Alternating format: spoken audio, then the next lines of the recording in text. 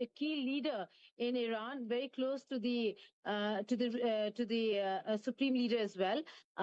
In the past, has been killed. He was killed on Saturday in the strikes that were carried out, and we do not know exactly which area, but the place that was struck where he was killed, his close aides, his bodyguards, all of them have been announced dead. So yet another critical player, an important stakeholder in Iran now is dead, announced dead. So there's a confirmation that's come in from Iran that Mahmoud Ahmadinejad, the former president of Iran, is in fact or has in fact been killed.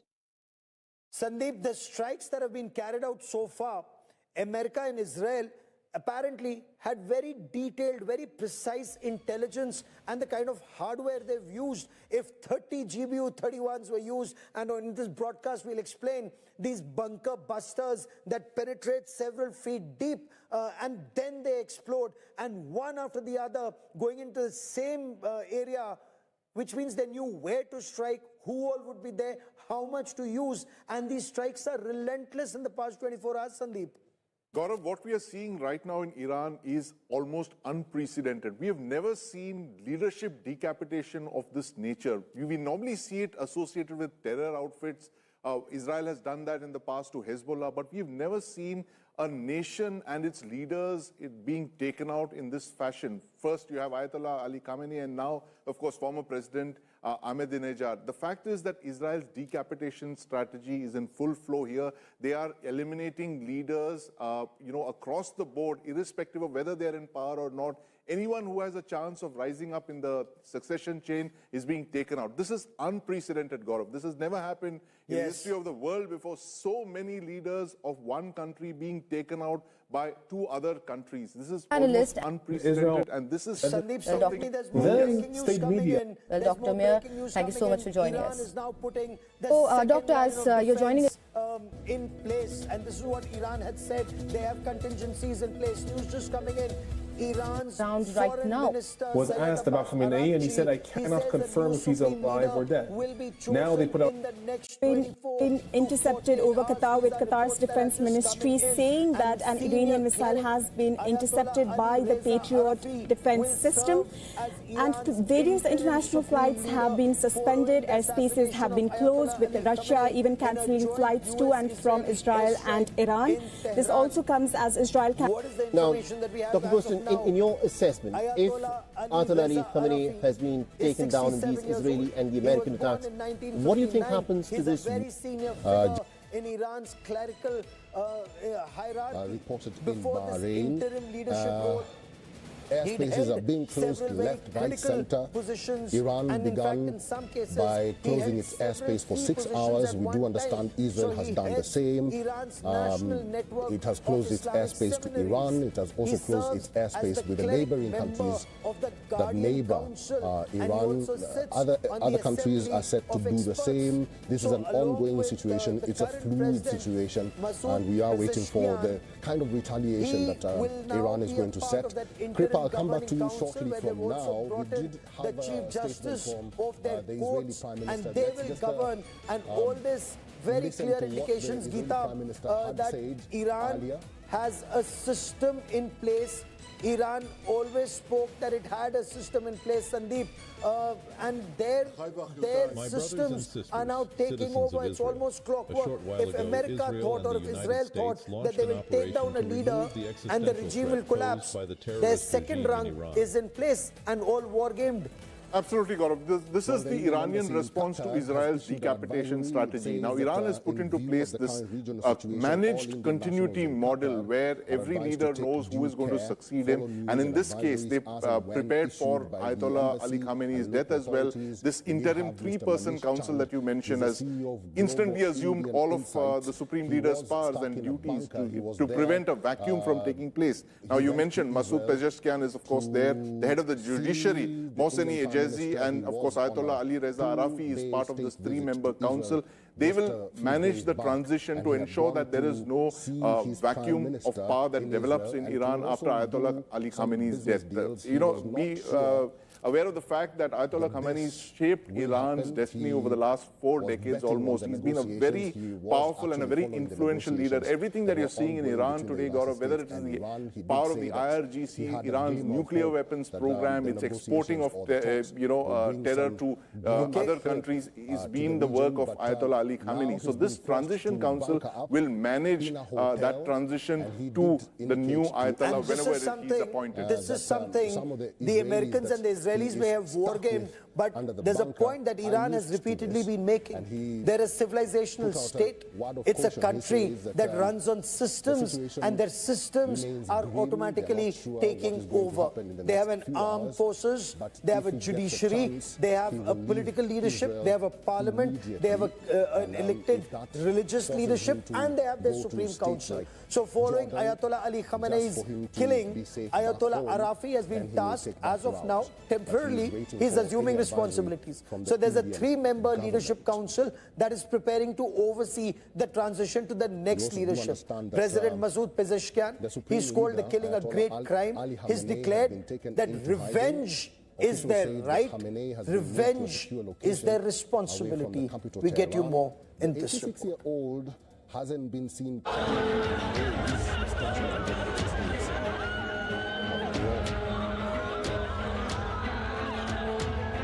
حضرت آیت الله العظما سید علی حسینی خامنه‌ای در راه سربلندی حرم جمهوری اسلامی ایران شهد شهید گوارای شهادت را نوشیدند.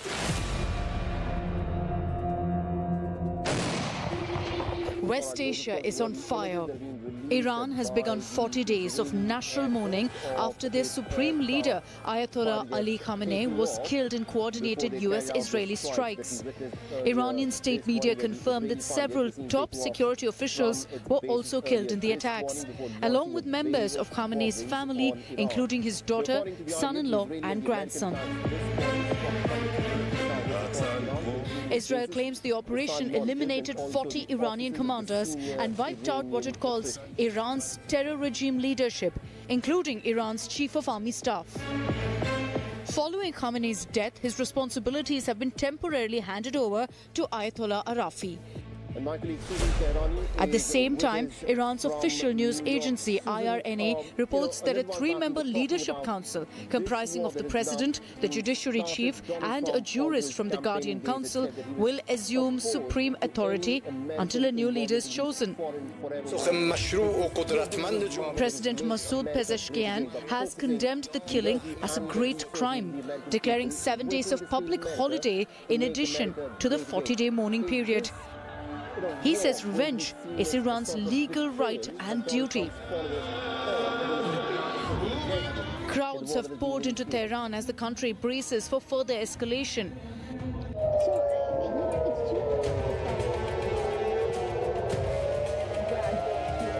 A seismic leadership change and a major military strike have put the entire region on edge, and the world is watching as the fallout from Khamenei's killing is far from over. Bureau Report, India Today. Now, air raid sirens are going off almost non-stop in Israel, and I quickly want to take you to the southern part of the country, Sderot. Sderot was one of the worst impacted areas in 2023 on the 7th of October when Hamas terrorists had hit. India Today was reporting from Sderot on the 8th and the 9th of October 2023 when Hamas terrorists were still inside this area. And Geeta Buthera now joins me from one of the bunkers in Sderot. Geeta, welcome. What's the current situation right now where you are? Is it slightly safer in the southern part of the country compared to the center and the north, or is it as bad? So all the time we sit on the shelter. We have shelter bomb. You can see now. I sit here, and today we have holiday, and everything is stuck. In Bet Shemesh, it's near to the Jerusalem. We have a very big disaster because 9 people murdered because the rocket come to the house and kill the people. So you need to understand, Iran shooting civilians, not the army and not nothing. All the time, Iran kill people, you know, like me, like you, it's civilians, we want to live, and it doesn't matter, you understand? So we have a member in October 7, you speak about this, when Hamas come to here in Sderot, and a lot of people murder in this day, but now it's different because it's more strong, you understand? Because people sit on the shelter bomb and the rocket come and kill a lot of people. So it's crazy. All the time you have sirens and you feel stressed all the time. So I believe there are some reports that seem to indicate that schools are shut, colleges are shut, people have been asked to stay indoors. Do we know how long will this happen? At least foreign issues. We don't know. In Saturday, we keep Saturday and we sit in my house and we heard the siren and we understand something happened. And I have a lot of friends from Tel Aviv and Jerusalem, and a lot of buildings fall because the Iran shooting strong rockets. So we don't know what to do, but we believe in the Prime Minister because we know we need to stop the terror. We need to stop. We live like this a lot of years, and now your Prime Minister Moody come to Israel, and we make. We want peace, okay? We want to stop all the terrorists. From the capital, Tehran. Fair enough. You stay safe, Geeta, for joining me here on this India Today special broadcast. Many thanks. I want to get our viewers up to speed with the latest that's happening. So Iran's Supreme Leader Ayatollah Ali Khamenei, he was confirmed killed in a joint strike by US and Israeli military operations, planned military operations that took place in Tehran early Saturday. Iranian state media and the United States have both confirmed Ayatollah Ali Khamenei and a large number of government officials with him were killed. According to reports, both the CIA and the Mossad tracked Ayatollah Ali Khamenei for months. When they saw he was meeting his top security advisors, US President Donald Trump took the decision to fire that missile that took him out. The strike was carried out in close coordination using real-time intelligence that hit Khamenei's compound and eliminated scores of top Iranian commanders, including the key military leadership. We are told 30 GBU-31 bunker buster bombs were fired at this one location. We get you more in this report. Thank you very much indeed to both you and for calling this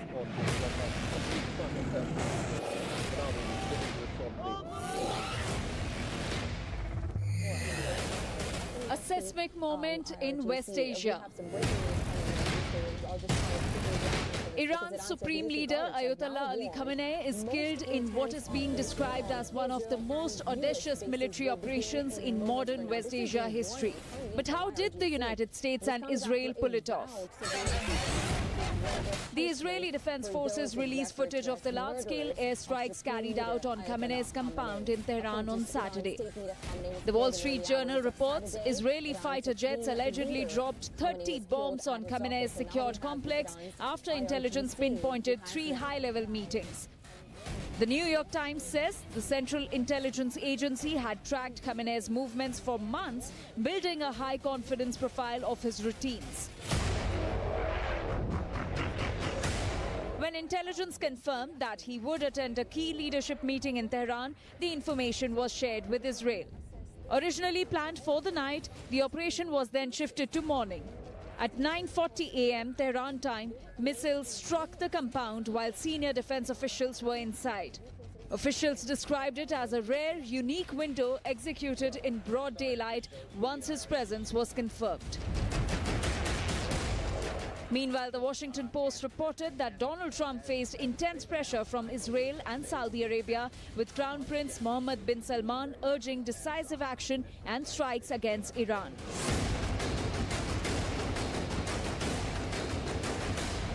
An airstrike executed with precision has changed the course of history. The world watches as Iran and West Asia face an uncertain path. With Geeta Mohan and Pranay Upadhyay, Bureau Report, India Today.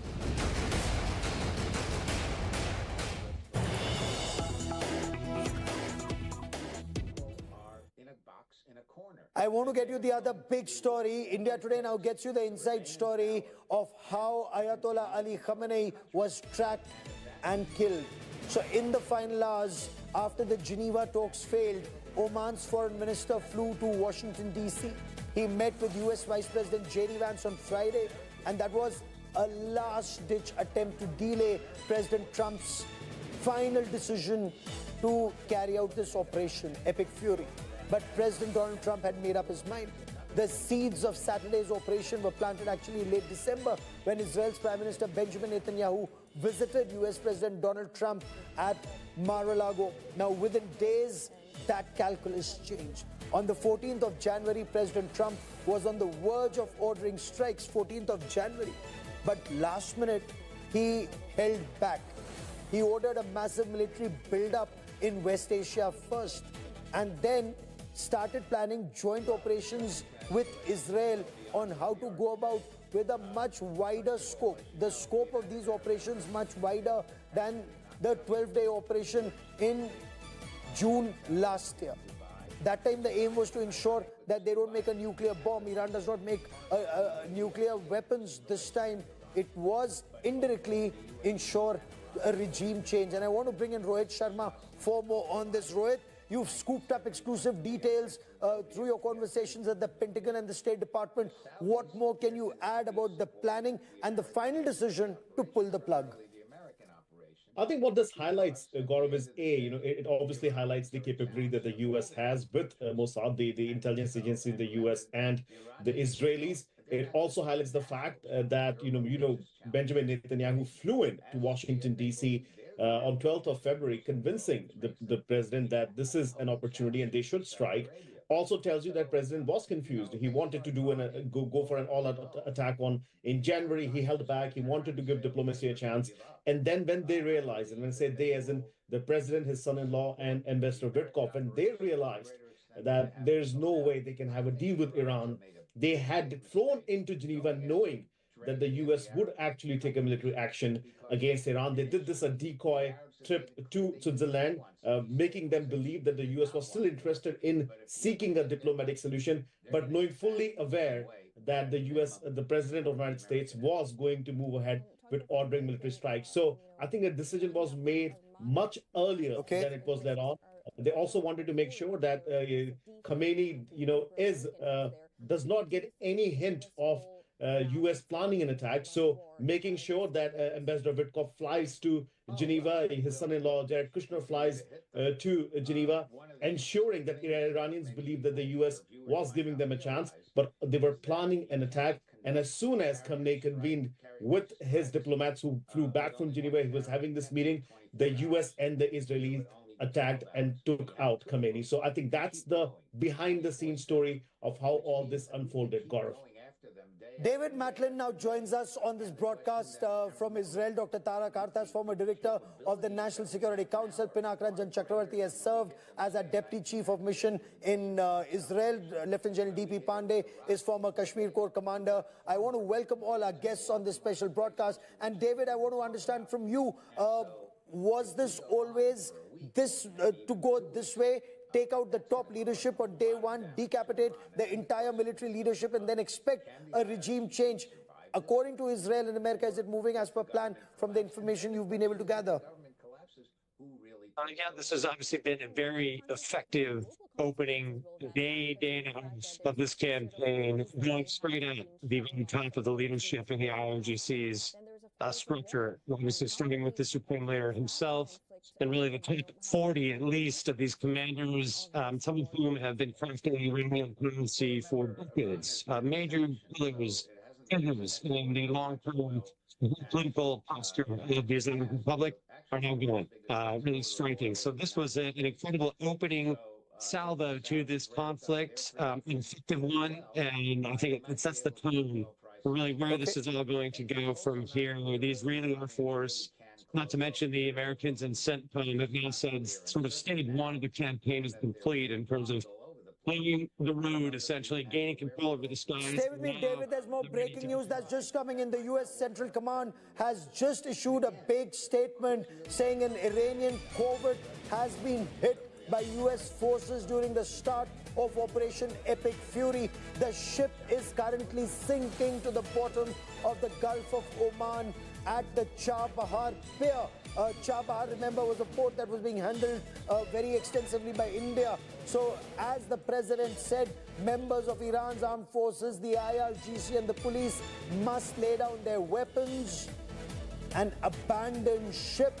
That's a huge statement that's coming in from the United States of America. General Pandey, a corvette, has been stuck, though it's not a very large ship, but the fact also remains Iran predominantly is a coastal navy. It has fast attack crafts and corvettes, not aircraft carriers. So a major blow to Iran close to Chabahar. Yes, what has happened is that Iran, while it was planning to close down Hormuz, and the threat was on since yesterday by IRGC, and they tried to strike, they have struck an Omani ship already in near the Strait of Hormuz before it was entering that location. I think this was a logical conclusion because Chabahar is one place from where their exports of oil could have continued while they were engaged and trying to shut down Strait of Hormuz. This closure and this strike tells the Iranians that your business as usual for running the energy outside your country is not going to work. So that is a very, very big statement. While you try and close down Strait of Hormuz, technically bringing down the entire world to a grinding halt in terms of energy being pumped and which is required by the world, you cannot continue to sell energy which is through the black market or anywhere. Because so let me bring in Dr. Tara Karta, because Dr. Tara Karta, it was actually the worst fear that the Strait of Hormuz could be shut down. When we started this bulletin, we were speaking about Skylight, a tanker that was targeted. So the Strait of Hormuz, if that becomes non-operational, that's a huge crisis that Iran has been able to inflict on the world. Oh, yes, it is. I think that's, after all, that was their threat all along. I mean, this is not a surprise. They said that that's what they would do. They've got, if you see the map of that area, they've got anti-ship missiles, they've got the works along that strait. They've already, I mean, they in fact, they hit, I think, their own, one of their own shadow ships earlier. But I'm just wondering, I don't know much about this. I'd be happy to be educated. Okay. There is Iran-China railway. Okay, so if the oil is going via that rail, I don't know. But certainly trains have moved between China and Iran. China, as you know, is one of the largest buyer of oil importer, yes. I mean, Iranian oil. But I'm willing to be educated on this. I know the railway is there. I know it's operative. What is going on that, I'm not too sure. But because Sandeep, sinking of a corvette and sinking of a corvette off Chabahar is a very major signal that CENTCOM or the Central Command is trying to send out at a time when Skylight has been hit, a mid-sized refueling tanker has been hit in the Strait of Hormuz. It's a message, Gaurav, that the US is sending out to Iran that we know where all your ships are and we're going to target them one by one. The corvette that was sunk, the Iranian corvette that was moored, as you mentioned, in Chabahar. Chabahar is the only port that Iran has which is access, which is not bottled up in the Persian Gulf. It is on the Arabian Sea, and it's a strategic port. It's a port that India has looked at very keenly over the last couple of decades. But the fact is that Iran has a very weak navy, Gaurav. It is primarily speedboats, it's coastal defense craft, corvettes. It has very few ocean-going warships because, you know, the geography, the maritime geography does not favor Iran that much. It can only operate ships of this displacement and size, you know, because of the shallow Persian Gulf that they are in. Very few ocean-going ships. They have very few submarines as well. So all of their naval forces are primarily focused in and around their coastal waters to project power, to primarily try and interdict shipping in the Gulf, Persian Gulf, the Straits of Hormuz, shut the Straits of Hormuz, and if possible, you know, carry out a few operations into the Arabian Sea. But primarily a coastal navy, very weak, very vulnerable, not a match to the United States Navy, which is there in full strength as we speak, Gaurav. Ambassador Chakravarti, as we look at the situation as it stands right now, have the US and Israel been able to send across that message, or is there cause for grave concern, the manner in which Iran continues to strike, and we are looking at protests in different parts of the world? Yes, the protests on the streets in Islamic countries is going to happen. I mean, you see it next door in Pakistan. And because it's the Islamic card, the Islamic solidarity, that will be played up so that Iran gets some support. As you can, in Karachi, for example, the U.S. consulate has been attacked by Pakistanis, and there's been a lot of violence in Lahore also. So this is going to happen, but how much in which country is, of course, remains to be seen, and whether it has any effect on the actual conflict arena. So I think what is happening today is that Iran probably will realize that either it fights to the bitter end or it comes back to the negotiating table. But here they are also now wary of the negotiating table because after all, talks were going on. And I think the talks were leading somewhere. And suddenly the strikes happened because I think Israel wanted, didn't want an agreement, basically. You remember that Israel had opposed the JCPOA also, which Trump in his first term had sort of abrogated. So I think probably the Israelis convinced the Americans that let's try. The agreement is not going to lead anywhere because Iran will keep some capabilities, although Iran may have agreed to tone down, uranium development, etc. So I think the final card was, I think, played by the Israelis, who really wanted the strikes and to decimate whatever military and other things that Iran has. Because when you spoke of protests that are taking place at multiple locations, what is happening right now? There are protests that are taking place in different parts of the world. You spoke of Tehran. We'll show you images of the rage in Karachi, in Lahore. The Shia world is erupting. There's grief, but there's also fury. What could this lead to? We'll talk about that, but first, this report.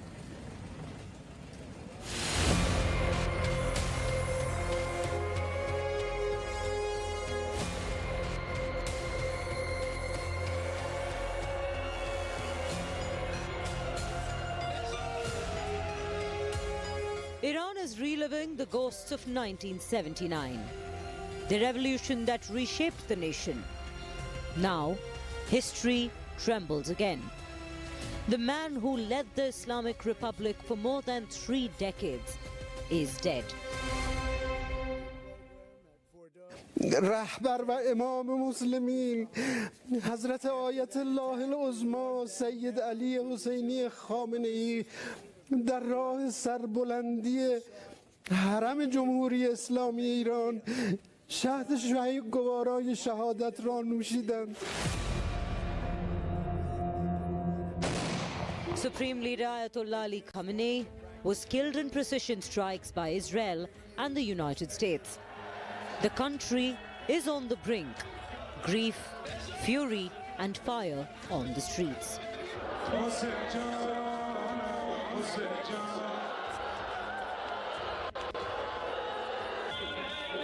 At Anglab Square, black-clad mourners gathered with portraits and prayers. At the shrine of Hazrat Masomeh, thousands thronged the holy complex.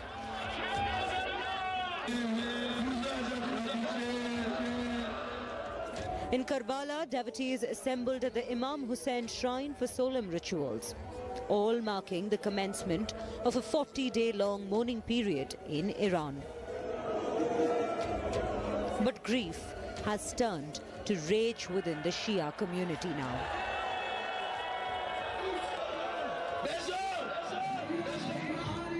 Across cities, chants of death to America and death to Israel echoed through the streets. In Isfahan, protesters warned they're watching the skies, vowing revenge and promising a long fight.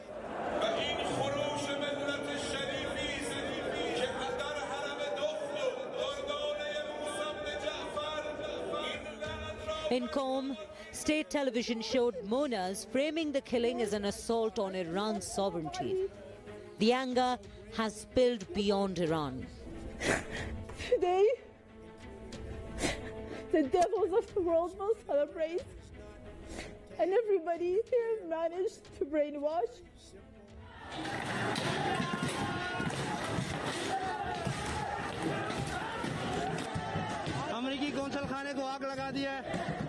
In Karachi, a furious mob surrounded the United States Consulate General.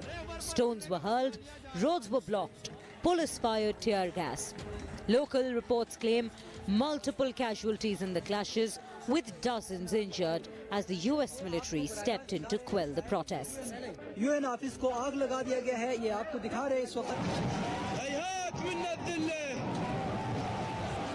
In Baghdad and Nasiriyah, crowds called it martyrdom, warning of retaliation across the Shia world.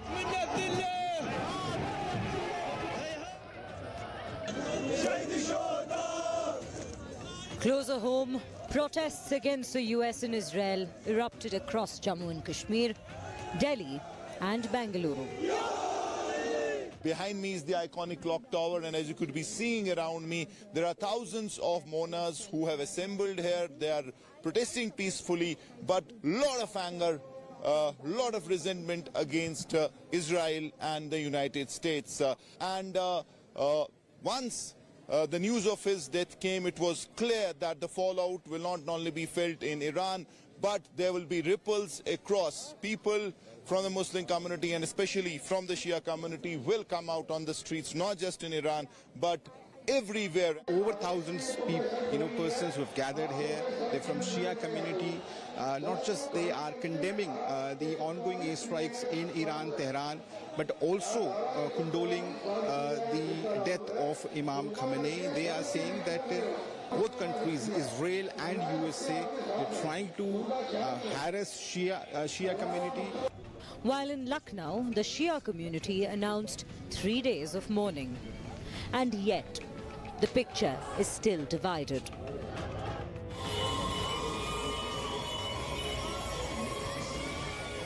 In the Iranian city of Karaj and among sections of the Iranian diaspora abroad, videos show celebrations, scenes of a very different reaction.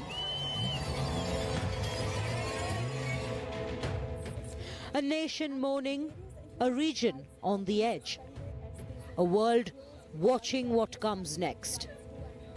West Asia stands at a dangerous crossroads. Bureau Report, India Today.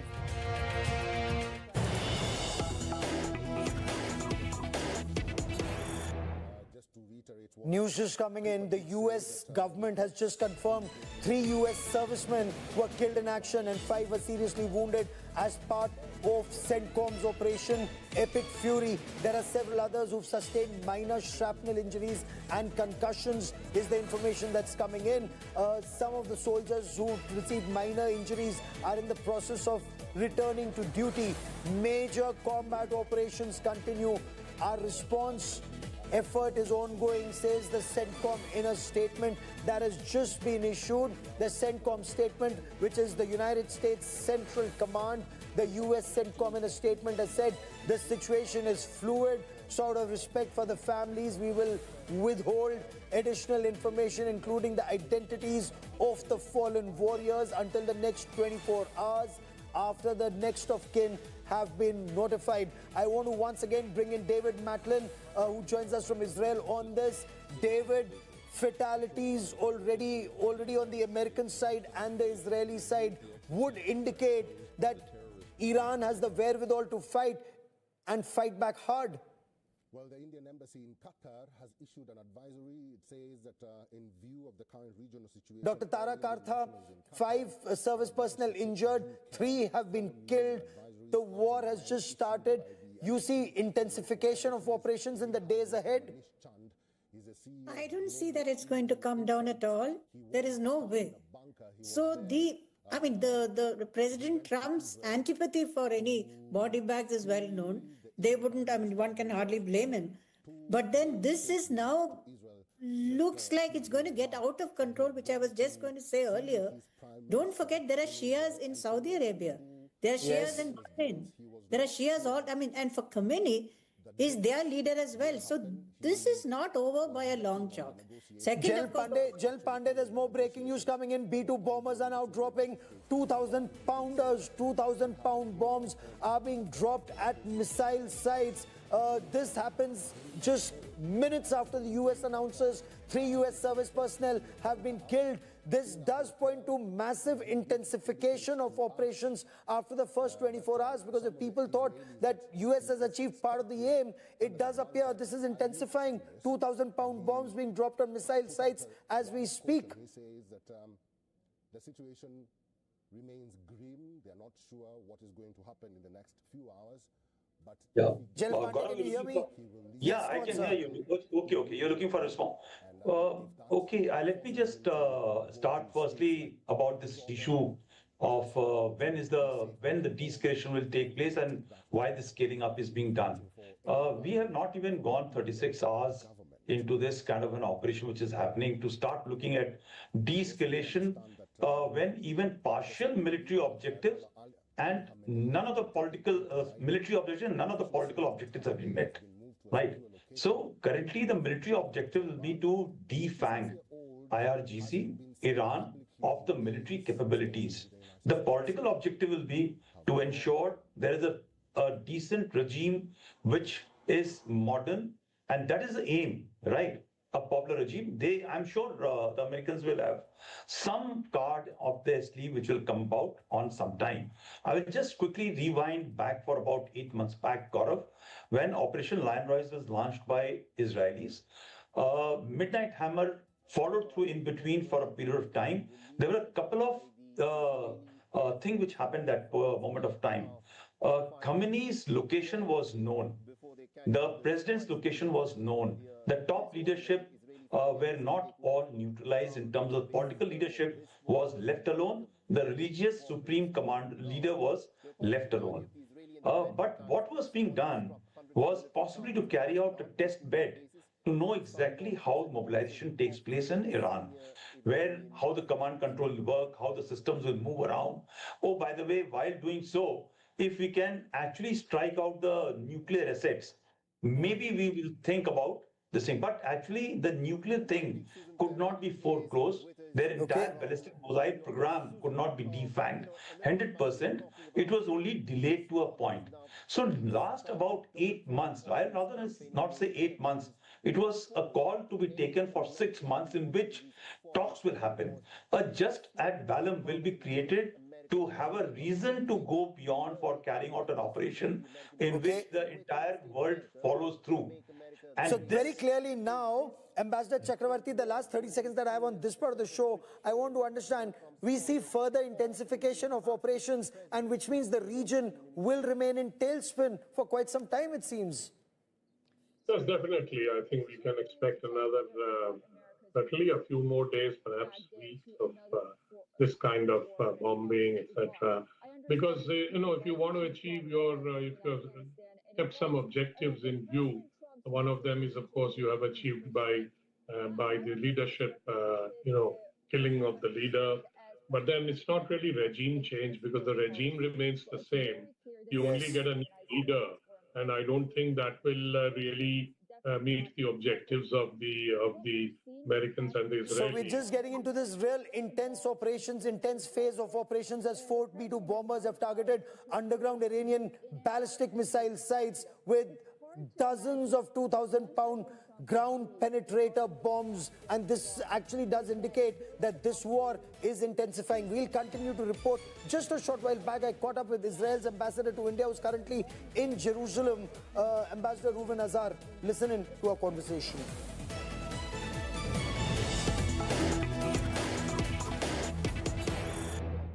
And joining me now on this India Today special broadcast from Jerusalem is Ambassador Reuven Azar, Israel's ambassador to India, currently in Israel in connection with Prime Minister Narendra Modi's recent visit to Jerusalem and Tel Aviv. Ambassador Azar, welcome. What's the latest that you can tell me about the situation in Israel? Thank you for this interview. In Israel, we are still, being targeted by retaliation of the Iranian forces. There have been sirens roaring all across Israel, especially in the Tel Aviv area, but also here in Jerusalem recently. Israel is continuing with its operation together with the United States because we are determined to completely neutralize the Iranian's regime military nuclear program and the ballistic missile program, so they cannot ever pose a threat on Israel again. So, Ambassador, what was the immediate threat to launch this strike, the Roaring Lion and Epic Fury, at a time when Oman was saying that Iran had agreed to an end game? Iran had agreed to IAEA looking at the nuclear, uranium enriched material, and they didn't want, they were willing to fulfill all the conditions. What was the requirement for an offensive, sir? Well, the United States has gotten to the conclusion that Iran, again, is trying to play for time and to drag the negotiations. It was refusing to accept the demands of the United States, and therefore the United States decided to stop the negotiations and opt for military action. As to the timing of the action, I think we had to wait until we get an operational opportunity. The strike was approved by the Israeli cabinet only 2 days after the good and amazing visit of Prime Minister Modi ended. Of course, we were in alert all these few weeks, as you know, but we couldn't have known until Saturday morning that indeed this operation was going to happen when it happened. So, now that information is that Ayatollah Ali Khamenei has been killed, we are told 40 top leaders have been killed. Who, in your appreciation, is running Iran, and what is the end game of US and Israeli action? Well, what we've heard this morning is that his son, Mujtaba, was appointed to lead Iran at this point. But what we would like to do, in addition to neutralizing the existential military threats emanating from Iran, is that Iran changes its policy. And in order for it to change the policy, there are two options. Either this leadership changes course, or the Iranian people embrace this moment and decide to topple this regime. We are not going to do it for them. It's up to the Iranian people to decide, but we certainly hope, as Prime Minister Netanyahu has declared, and also President Trump declared, that the Iranian people, with the backwind they are getting from us, they will embrace this moment and change the future of their country for the better and get rid of this oppressive, radical, theocratic, and fanatical regime. So, am I understanding this correctly? You're saying that a regime change operation is technically not the aim. Getting Iran to abandon its nuclear program is, and if the current leadership or the current regime is also following what America and Israel and other countries want, you're okay with it? Is that what we have to understand?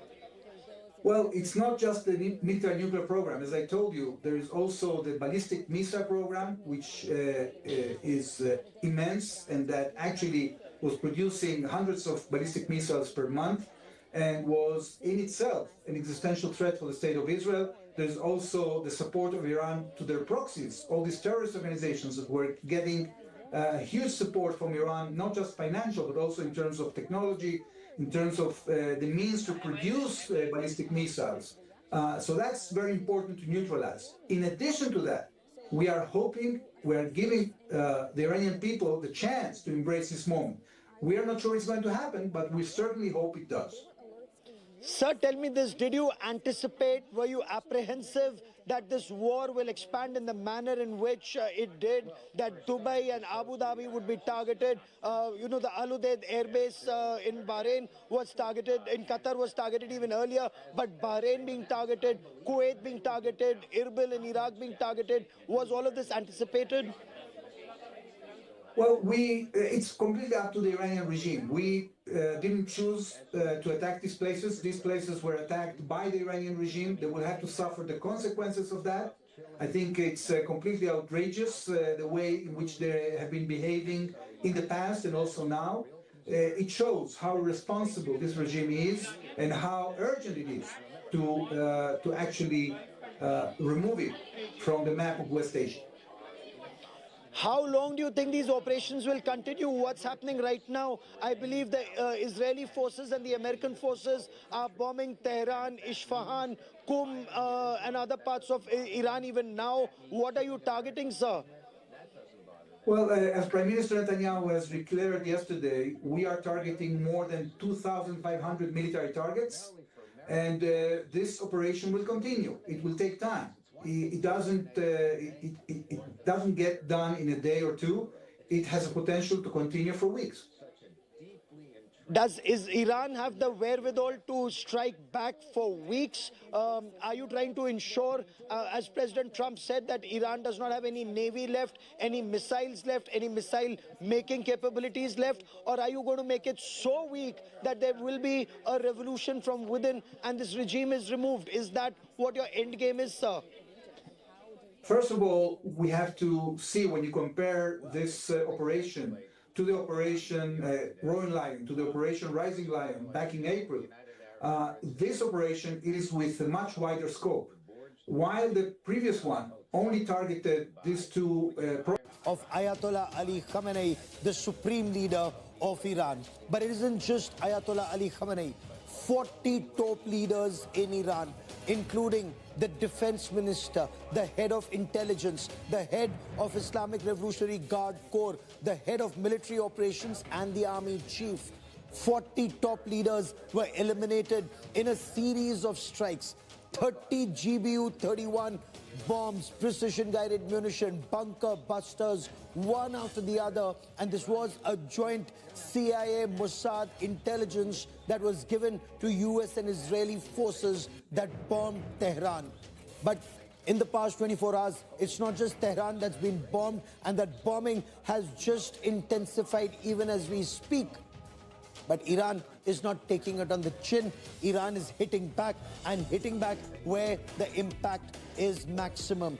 There's a massive maritime escalation that's being reported in the Gulf region. Some of the images that I'm about to show you will actually give you the nature of the damage, one that's been caused and two that will be caused in times to come. That image that you see on your television screen, well, that is a Palau flagged oil tanker. It is a mid-sized oil tanker that caught fire, and this has happened just a short while back off the coast of Oman. Now, this is being described as Iran's retaliation in the Strait of Hormuz, and this is almost like an artery being choked, because that would lead to a heart attack, and this would lead to a financial heart attack, not just in the region, but will have far-reaching ramifications and repercussions. That image that you see on your television screen. Now, Oman's Maritime Security Center has said that this vessel has been identified as Skylight. This vessel was hit while transiting the strategically very vital and very narrow Strait of Hormuz. This is one of the world's most critical oil shipping choke points. This is where, if this oil supply line or the energy supply choke point is not just oil, it's also LNG. The moment you choke this, the world will start gasping for energy. The impact reportedly triggered a significant fire. A drone strike is suspected to be the reason for this. It sent thick plumes of smoke into the sky. The crew of 20, 4 were injured. They've all been evacuated, but the tanker is still there. It's stuck. Media reports say 4 sailors had to be evacuated because they were injured. 16 others were heli-lifted.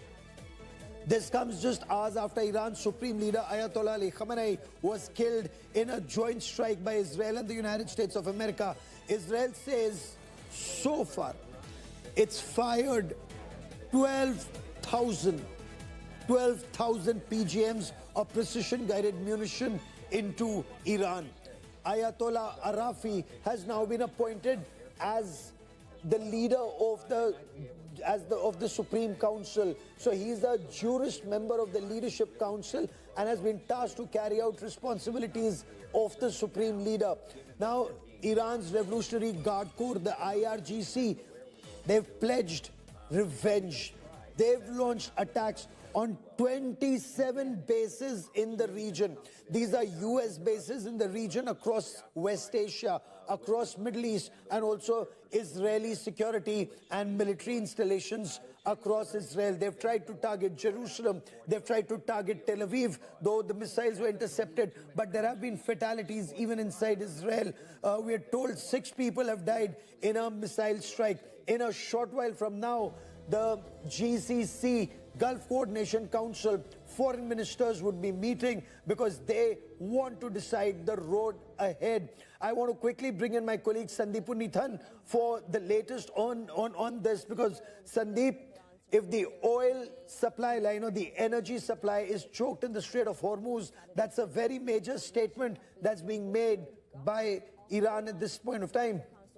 Absolutely, Gaurav. And what we've seen in the last 24 hours is that Iran has been escalating its responses after the Israeli and American airstrikes. And the first phase of that we saw was the attacking of all the air bases, the US air bases in West Asia, and of course the targeting of Israel. The second phase of that seemed to have been attacking civilian targets inside of the Arab countries. We saw those strikes at very prominent hotels in Dubai. Now we are in the third phase of these attacks, which is to target the Straits of Hormuz. That tanker that was targeted as Skylight, an oil tanker, brings back memories of the tanker war that we saw in between 1980 and 88. That is when Iran started targeting tankers going through the Straits of Hormuz. And this is a warning shot that Iran has demonstrated its capability to shut the Straits of Hormuz, through which, as you mentioned, 20% of the world's oil and natural gas flows through. Gaurav. Now, when we try and understand this, if the Strait of Hormuz is choked, Iran is making a very big point. We are getting reports that Iran says no American flagged ships will cross the Strait of Hormuz. So how strong is the Iranian Navy at this point of time, at a time when Iran is saying, America is saying they will decimate whatever remains of the Iranian Navy? Gaurav, the Iranian Navy is a coastal navy. What they have is they don't have a lot of large warships like other navies, like the Indian Navy has, for instance. What they've invested in is small speedboats, fast attack craft, drones, torpedoes, those kind of capabilities is what they've invested in. And their primary focus is to shut the Straits of Hormuz by targeting these merchant ships through swarm attacks. Now, those swarms can come through drones, they can come through torpedoes, they have the ability to mine the Straits of Hormuz.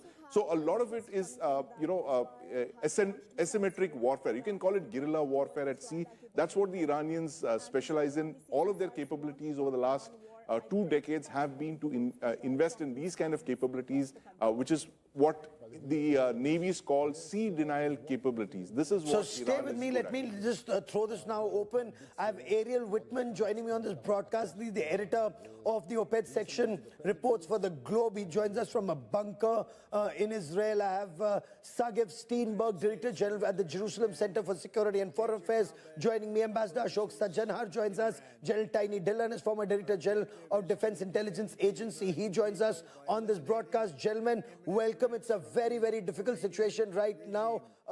Ariel Whitman, there are reports that very hard, terrible people in Israel. Its menacing activities directly endanger the United States, our troops, our bases overseas, and our allies throughout the world.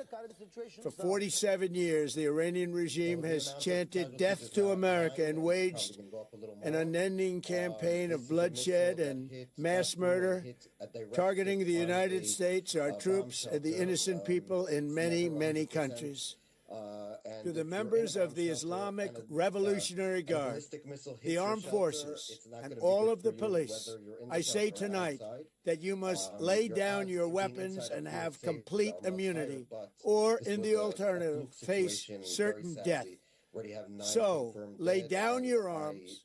You will be treated fairly with total immunity, or you will face certain death. We are going to destroy their missiles and raise their missile industry to the ground. It will be totally, again, obliterated. We're going to annihilate their navy. We're going to ensure that the region's terrorist proxies can no longer destabilize the region or the world and attack our forces, and no longer use their IEDs or roadside bombs, as they are sometimes called, to so gravely wound and kill thousands and thousands of people, including many Americans. A short time ago, the United States military began major combat operations in Iran. Our objective is to defend the American people by eliminating imminent threats from the Iranian regime, a vicious group of very hard, terrible people. Its menacing activities directly endanger the United States, our troops, our bases overseas, and our allies throughout the world. For 47 years, the Iranian regime has chanted death to America and waged an unending campaign of bloodshed and mass murder, targeting the United States, our troops, and the innocent people in many, many countries. Among the regime's very first acts was to back a violent takeover of the U.S. Embassy in Tehran, holding dozens of American hostages for 444 days. In 1983, Iran's proxies carried out the Marine barracks bombing in Beirut that killed 241 American military personnel. In 2000, they knew and were probably involved with the attack on the USS Cole. Many died.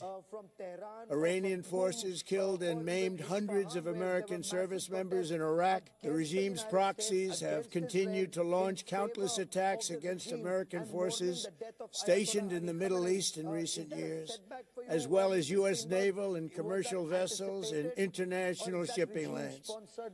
It's been mass terror, and we're not going to put up with it any longer. From Lebanon to Yemen and Syria to Iraq, the regime has armed, trained, and funded terrorist militias that have soaked the earth with blood and guts. And it was Iran's proxy, Hamas, that launched the monstrous October 7th attacks on Israel, slaughtering more than 1,000 innocent people, including 46 Americans, while taking 12 of our citizens hostage. It was brutal, something like the world has never seen before. Iran is the world's #1 state sponsor of terror and just recently killed tens of thousands of its own citizens on the street as they protested. It has always been the policy of the United States, in particular my administration, that this terrorist regime can never have a nuclear weapon. I'll say it again, they can never have a nuclear weapon. That is why in Operation Midnight Hammer last June, we obliterated the regime's nuclear program at Fordow, Natanz, and Isfahan. After that attack, we warned them never to resume their malicious pursuit of nuclear weapons, and we sought repeatedly to make a deal. We tried. They wanted to do it. They didn't want to do it. Again, they wanted to do it. They didn't want to do it. They didn't know what was happening. They just wanted to practice evil. But Iran refused, just as it has for decades and decades. They've rejected every opportunity to renounce their nuclear ambitions, and we can't take it anymore. Instead, they attempted to rebuild their nuclear program and to continue developing long-range missiles that can now threaten our very good friends and allies in Europe, our troops stationed overseas, and could soon reach the American homeland. Just imagine how emboldened this regime would be if they ever had and actually were armed with nuclear weapons as a means to deliver their message. For these reasons, the United States military is undertaking a massive and ongoing operation to prevent this very wicked, radical dictatorship from threatening America and our core national security interests. We are going to destroy their missiles and raise their missile industry to the ground. It will be totally, again, obliterated. We're going to annihilate their navy. We're going to ensure that the region's terrorist proxies can no longer destabilize the region or the world and attack our forces and no longer use their IEDs or roadside bombs, as they are sometimes called, to so gravely wound and kill thousands and thousands of people, including many Americans. And we will ensure that Iran does not obtain a nuclear weapon. It's a very simple message. They will never have a nuclear weapon. This regime will soon learn that no one should challenge the strength and might of the United States Armed Forces. I built and rebuilt our military in my first administration, and there is no military on earth even close to its power, strength, or sophistication. Elham, let me just ask you this, because there's a lot that has happened in the last 1 hour. Iran has decided to close its airspace for 6 hours on Saturday following the strikes. We do understand that we are getting information that the network data shows that Iran is now in the midst of a near total internet blackout with national connectivity at 4% information that's coming in also seems to indicate that there will be a massive funeral for Ayatollah Ali Khamenei, and that would be a show of strength of the people of Iran. When America says they want a regime change from within, when Israel says they want a regime change from within, this is Masoud Pezeshkian trying to show what the regime is capable of. And I want to bring in Ambassador Chabahar into this conversation. Aim was regime change. Day one, decapitation of the leadership. Day two, and we are told in the next couple of hours, there will be massive, massive strikes. You think the American and Israeli plan, they're moving to a plan, but Iran refuses to give up without a fight? Thank you very much, Gaurav, for having me on the show. If you permit, I'll just make 2 comments before I come to your question. Number one, you know, the outpouring of support that we can see for Ayatollah Ali Khamenei, that is basically in terms of his position as a religious leader, as the supreme leader of Iran. So, you know, all the people who were supportive of, and, you know, they're all, it's a Shia nation, it's a Shia state, they have come out and they are, of course, mourning and expressing, you know, their huge anger at what has happened. The second is in terms of the opposition to the regime, that was basically economic in nature. And that is what you found, you know, when your other panelist was talking. It started on the 28th of December. The economic condition of the people is very bad. You know, whether it is in terms of inflation, it is joblessness, unemployment, depreciation in the value of give me a moment. They're getting the latest information from Tehran. Iran's President Masoud Pezeshkian has addressed the nation. He's pledged Iran will continue its military response.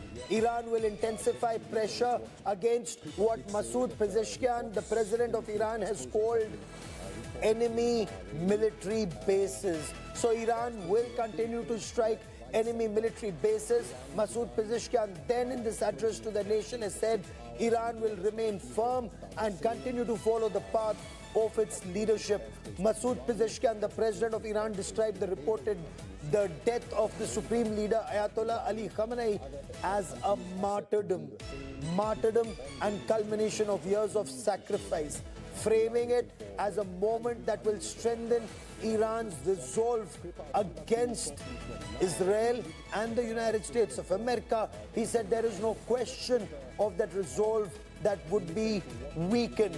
So very, very clearly a strong statement that comes from Masoud Pezeshkian, at least as of now. There's more breaking news coming in. Iran's exiled crown prince has celebrated the killing of Ayatollah Ali Khamenei. Raza Pahlavi, he has issued a public statement where he said the demon who only weeks ago issued the order for the massacre of tens of thousands of Iran's finest sons and daughters is gone.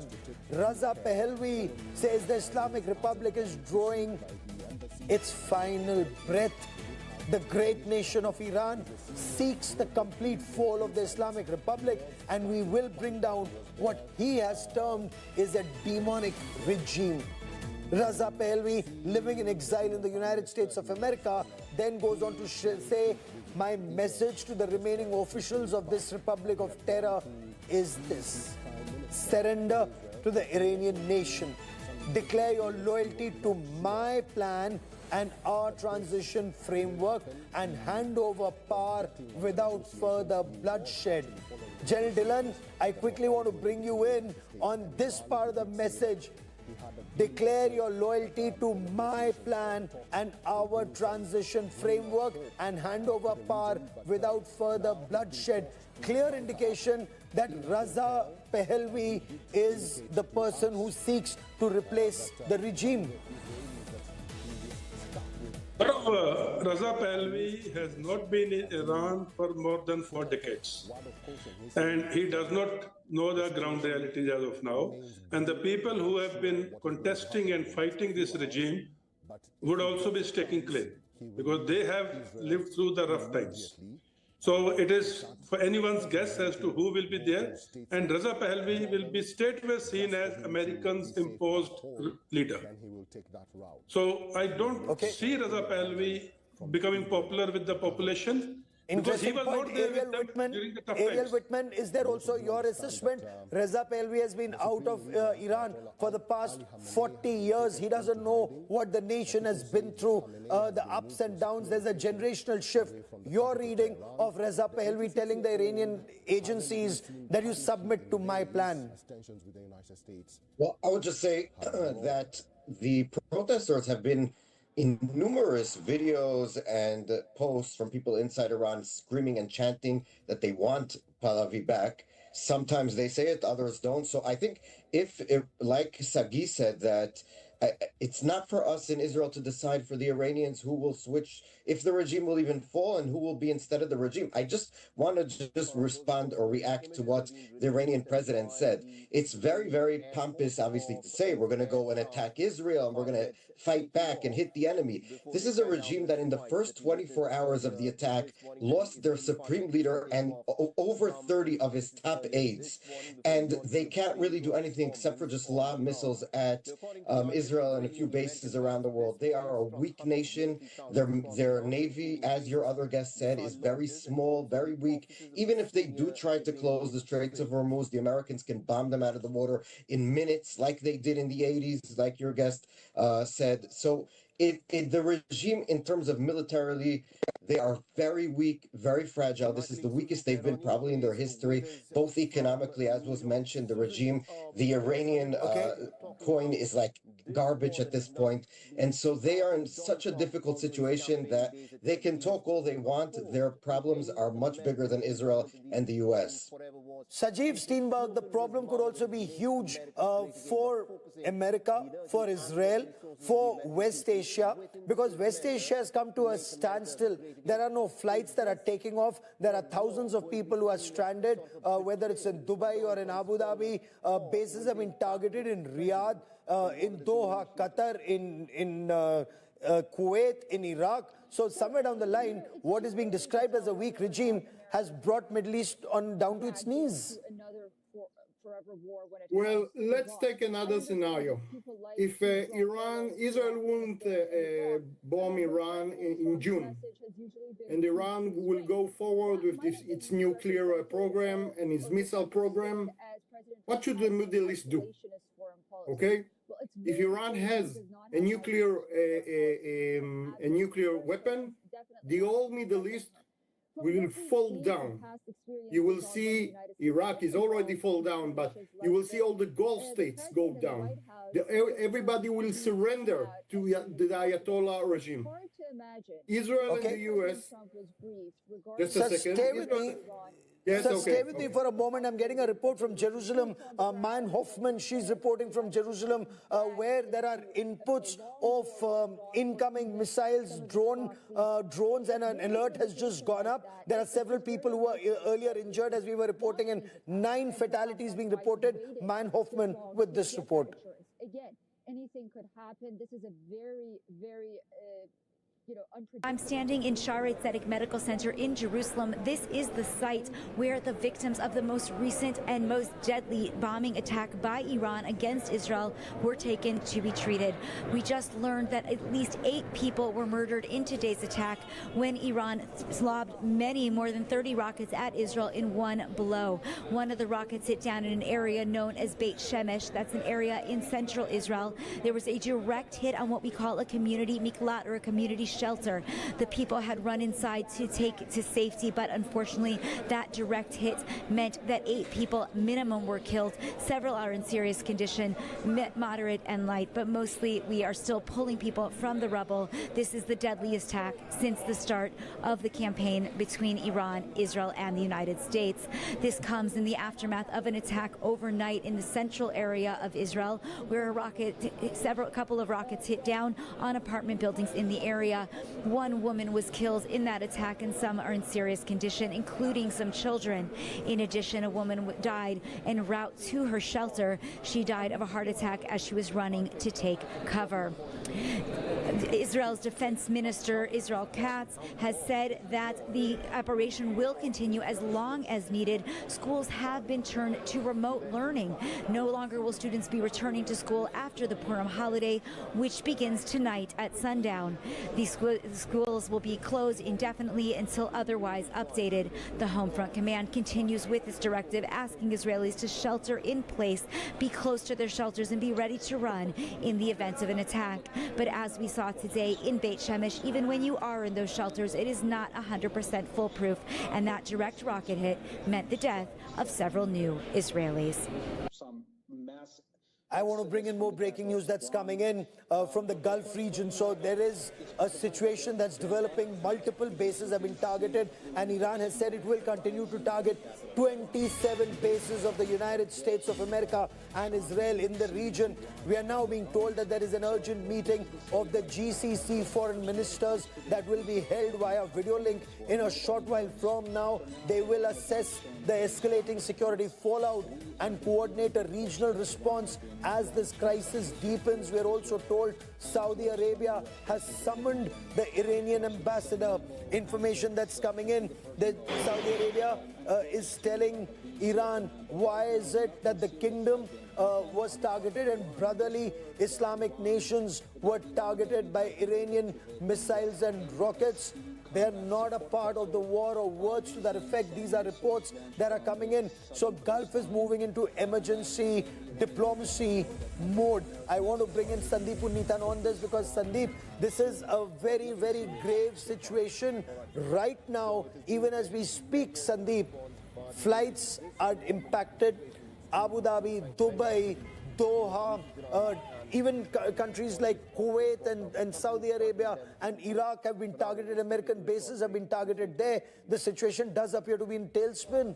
Absolutely, Gaurav. And this is Iran waging economic warfare. I mean, that's the only response they have to the Israeli and the US strikes, which is to target the economy of all the GCC countries. And that economy includes tourism, trade, travel, the oil economy. All of that is now being targeted gradually. As I mentioned, over the last 24 hours, they've been upping their attacks from just the attacks on the bases to civilian infrastructure, high visibility hotels, airports even. Dubai airport's one of the busiest airports in the world, something like 1,400 flights. Sandeep, stay with me. There's a huge story that's coming in. Iran has tried to target USS Abraham Lincoln. This is the world's largest aircraft carrier strike group that's operating in the Persian Gulf right now. The Gerald R. Ford, we are told, is off the coast of Haifa in the Mediterranean. Abraham Lincoln is in the Persian Gulf. The U.S. Navy's Abraham Lincoln aircraft carrier was targeted. 4 ballistic missiles were fired in the direction of Abraham Lincoln, and this is a claim by the Iranian media. Though I must tell you, the aircraft carrier strike group is amongst the best protected platforms in the world, because the aircraft carrier does not operate on its own. It has about 100 fighter jets that are in the skies. There are E-2C and other surveillance aircraft. There are submarines. There are missile defense gunboats or destroyers or cruisers or frigates that sail along. And there's a huge envelope that's created on every side of an aircraft carrier strike group for several nautical miles ahead. So an incoming missile is seen right at the launch. While it's not foolproof, but an aircraft carrier is very well protected. But Sandeep, 4 ballistic missiles, Iranian media is claiming, fired in the direction of aircraft carrier Abraham Lincoln would be a huge, huge development taking place. Absolutely, Gaurav. And this is, we've seen in the past, the Houthis have targeted merchant ships and even warships using long-range anti-ship ballistic missiles. They were the first to use anti-ship ballistic missiles on a large scale from 2024 unto recently 2025 and 26. This is possibly the first time that a state actor has launched a long-range ballistic missile attack against a US carrier strike group. And as you mentioned, it's almost impossible to target a carrier strike group. It is the most powerful, the most potent grouping of combat assets on the face of this earth. One carrier strike group, as you mentioned, it's just not just about the carrier itself, but it has destroyer screens, it has Arleigh Burke class destroyers, 4 or 5 of them, each of which carry over 100 standard surface-to-air missiles. It is the most heavily protected asset on the face of the planet. It's almost impossible to target it, but the fact that Iran has tried, it shows that they are desperate, Gaurav, and they have thrown everything that they have into this battle, including trying and targeting the Abraham Lincoln. The Abraham Lincoln is believed to be off the coast of Oman. Gaurav, of course, its exact location is secret, but we believe that it is on the leeward side of the Omani coast. It is shielded from direct attacks from Iran, but possibly the Iranians have tried, as those reports indicate, they've tried to, send out a signal to the United States that they will continue doing that. They have built up a lot of capabilities over the years to target this carrier strike groups, and today seems to be that day, Gaurav.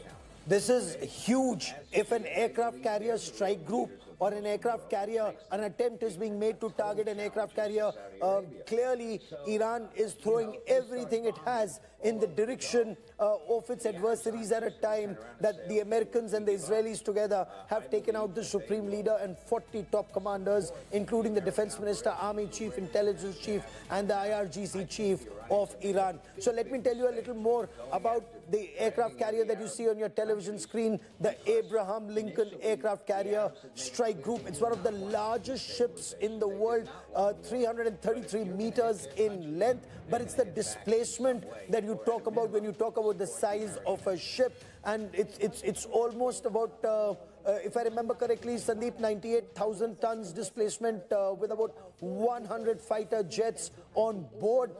Plus, it has attack helicopters, surveillance helicopters. It has turboprop aircraft on board, which are meant, turboprop are not jets, but turboprop engine aircraft for surveillance, for suppression of enemy air defenses through jammers. It has anti-submarine warfare, anti-ship warfare, helicopters on board. Its top speed is about 30 knots. It's a nuclear-powered aircraft carrier, so unprecedented speed. No other ship in the world can catch an aircraft carrier. It's a nuclear-powered aircraft carrier, almost 90,000 tons displacement. Crew is about, it's a floating city, Sandeep, crew of about 5,000 on board. So, and plus the tanker that moves with it, the destroyers, the cruisers, the nuclear-powered submarine that moves with it. So this moves with an envelope around it, surface, subsurface, and in the skies with its own fighter jets. Absolutely, Gaurav. You know, a carrier strike group is like a bubble, an almost impenetrable bubble that moves in the ocean, and that bubble is defined by the sensory and the missile expanse of its combatants. It's something like 500 square kilometers moving across the ocean. It moves very fast. It's not stationary. It's always on the move. As you mentioned, it has a top speed of over 30 knots. It's nuclear powered. It's which means that it has unlimited endurance. It's limited only by the endurance of its crew and the food supplies on board. It has a destroyer screen of 3 or 4 Ale-Burke class destroyers. It has nuclear-powered attack submarines accompanying it.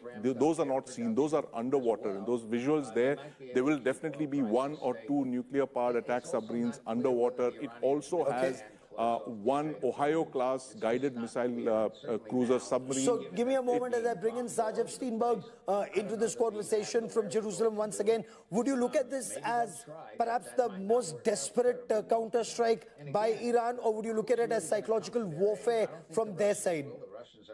No, I see that Iran is with its back to the wall.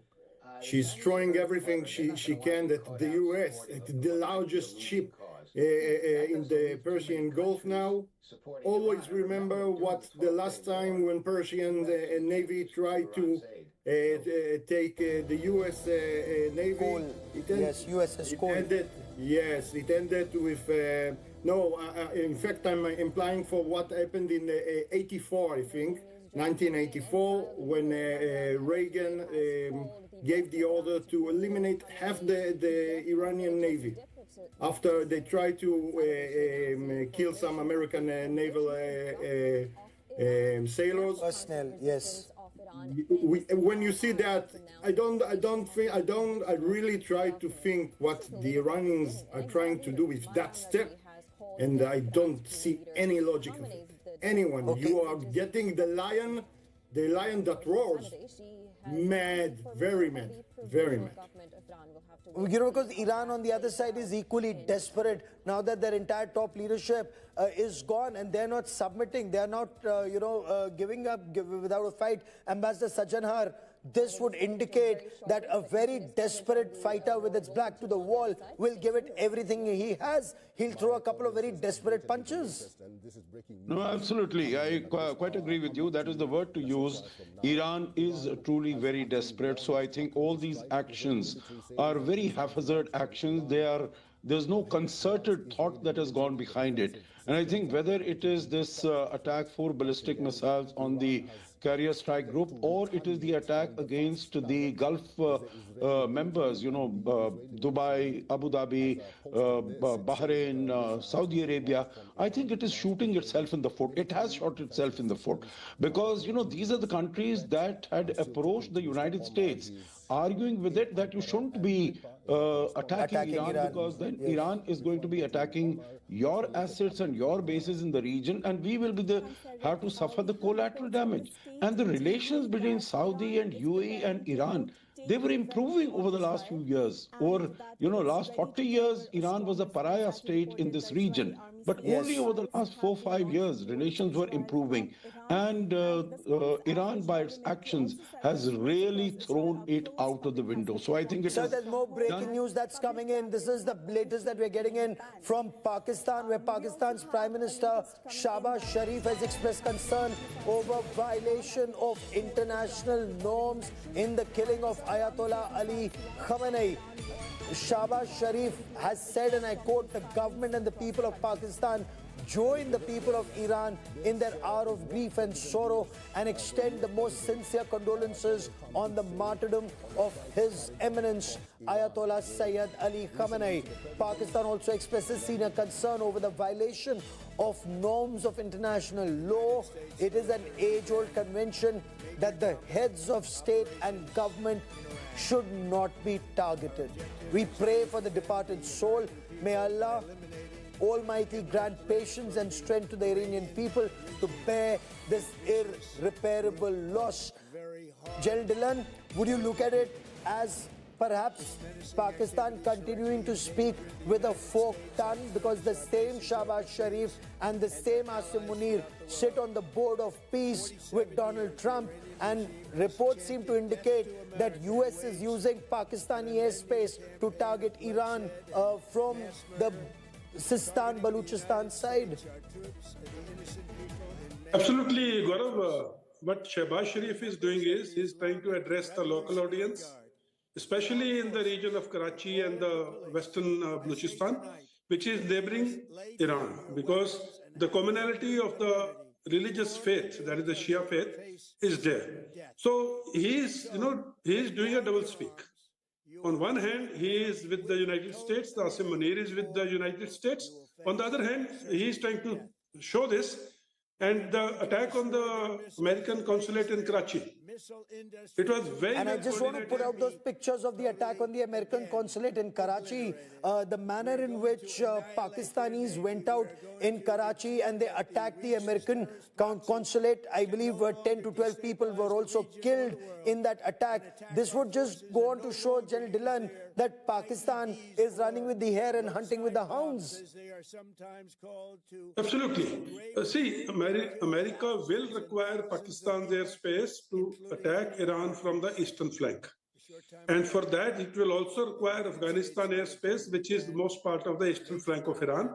And if you see in the last 2 days, Pakistan is hitting the Afghanistan, whatever little is left of it, the air defense or the air force or the airports or the those assets. So that tomorrow when the airspace is utilized from this side, even against the will of the Taliban, there is no hindrance. And if you just recall, 2 days ago, when Pakistan went and attacked Afghanistan, America made a statement that we stand with Pakistan in their fight against Afghanistan. Yes. When was the last time America made a statement like this on a conflict of two countries at a very, very localized level? Correct. A country which doesn't even have an air force or a Wathet army. So that was to tell Pakistan, you go ahead and do a dirty job, we are with you. And then when the time comes, they will utilize Pakistani airspace and the Afghanistan airspace, which would have been degraded quite a bit by Pakistan jets by that time. So this is, I think, yeah, there's another big story that's coming in. Iran fired more than 540 drones. UAE has dealt with 165 incoming ballistic missiles. They were neutralized. But Sandeep, this would indicate the extent of assault that was mounted by Iran. 165 missiles, 541 drones. They were intercepted. And this would indicate that the US air bases in the region, US bases in the region, the THAAD system, the Patriot system, it seemed to have worked rather effectively. Yes, Gaurav. And, Iran has a stockpile of these drones, the Shahed 136 drones, these one-way drones, kamikaze drones as they call. They've built up a ability to produce these, literally at industrial scale. And they've been transferring this technology to Russia even. So that is the kind of capability that they've built up. And this is their primary instrument of hard power, if you can call it that. And they've been using this in all these attacks, whether it's the attack on that the ship, the Skylight, the attacks in UAE, all of them have been the Shahids. And these are swarm drones. They're fired in large numbers. So even if the interceptors knock down a couple of them, a few will break through the missile shields and go through and hit their targets. And that's the entire premise of how this swarming drone capability works. And Iran has mastered that. It has been using it against its neighbors. It's been preparing for exactly a contingency like this, Gaurav. And we're now getting a reaction from the Ministry of Defense at the United Arab Emirates. They're saying that these are coordinated operations of the Air Force and the Air Defense Force of the United Arab Emirates, that they've so far very successfully dealt with 165 ballistic missiles, 2 cruise missiles, and 541 Iranian drones since the start of the Iranian attack. The Ministry of Defense at the United Arab Emirates in the statement said, on the morning of the second day of the attack, UAE Air Force and the Air Defense Force destroyed 20 incoming ballistic missiles and 8 missiles fell in the sea. They destroyed 2 cruise missiles and 311 drones.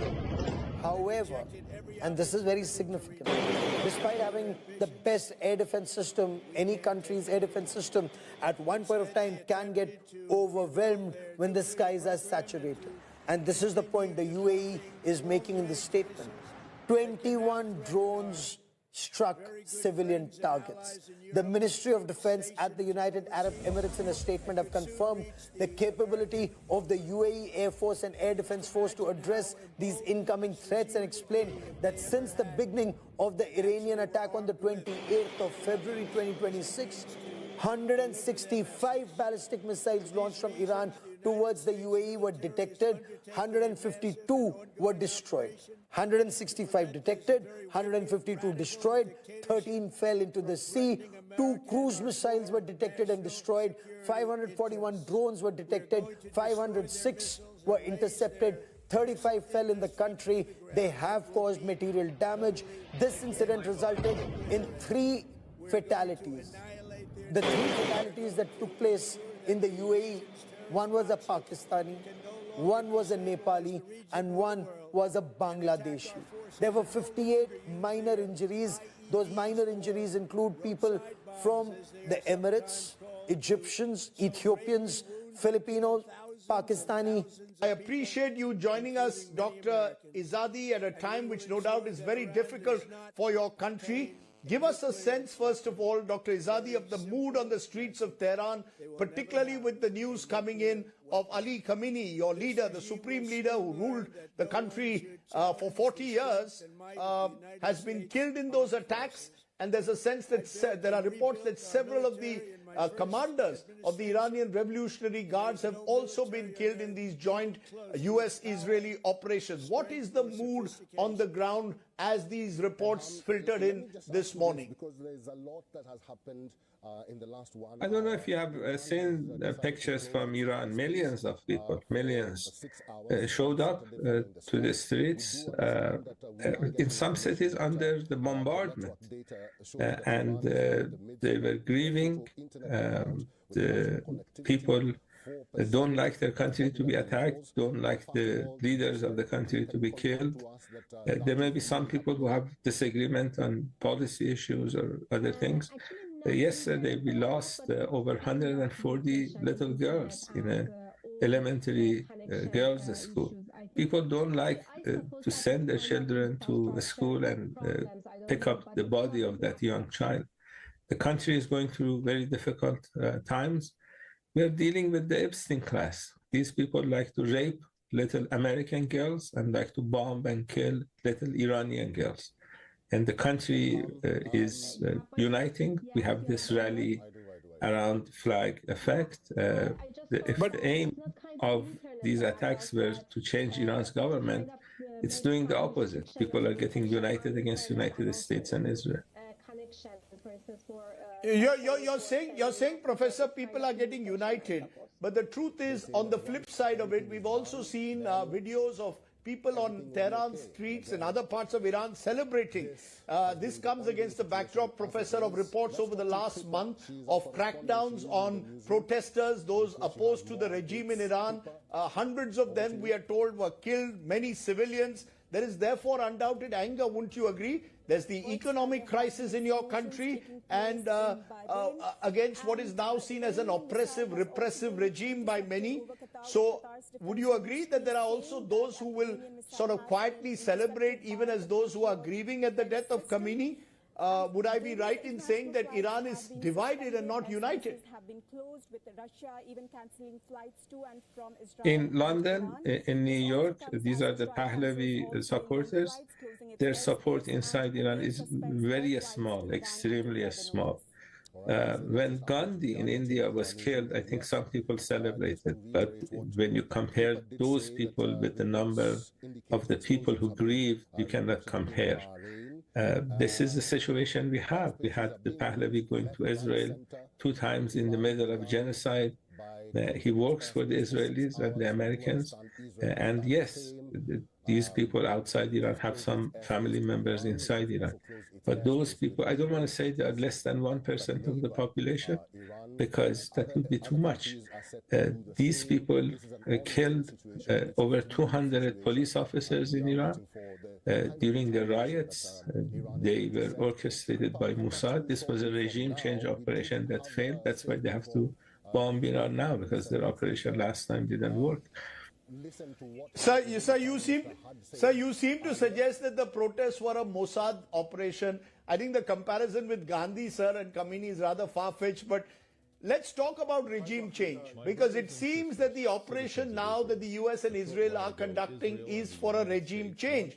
And in 24 hours, with so many of your leaders now killed, and a large part of the Revolutionary Guard leadership, dare I say, annihilated, do you not see the real possibility of a regime change, which seems to be the clear goal of this Operation Epic Fury?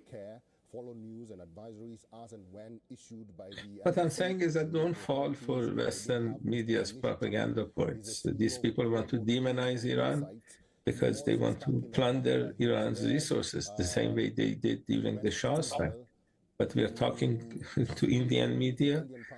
We have had historical relations with India, a lot of cultural ties with India. The revolution in 1979 was an anti-imperialism, anti-colonialism revolution, similar to what you had. India has this very proud history of opposing colonialism. So the suggestion that I have is that if they want to change Iran's government, and this is not my analysis and Iranian professors' analysis, this is what Trump said yesterday. This is what Netanyahu said yesterday. When they want to change a government, they have to demonize that government. They have to exaggerate the numbers.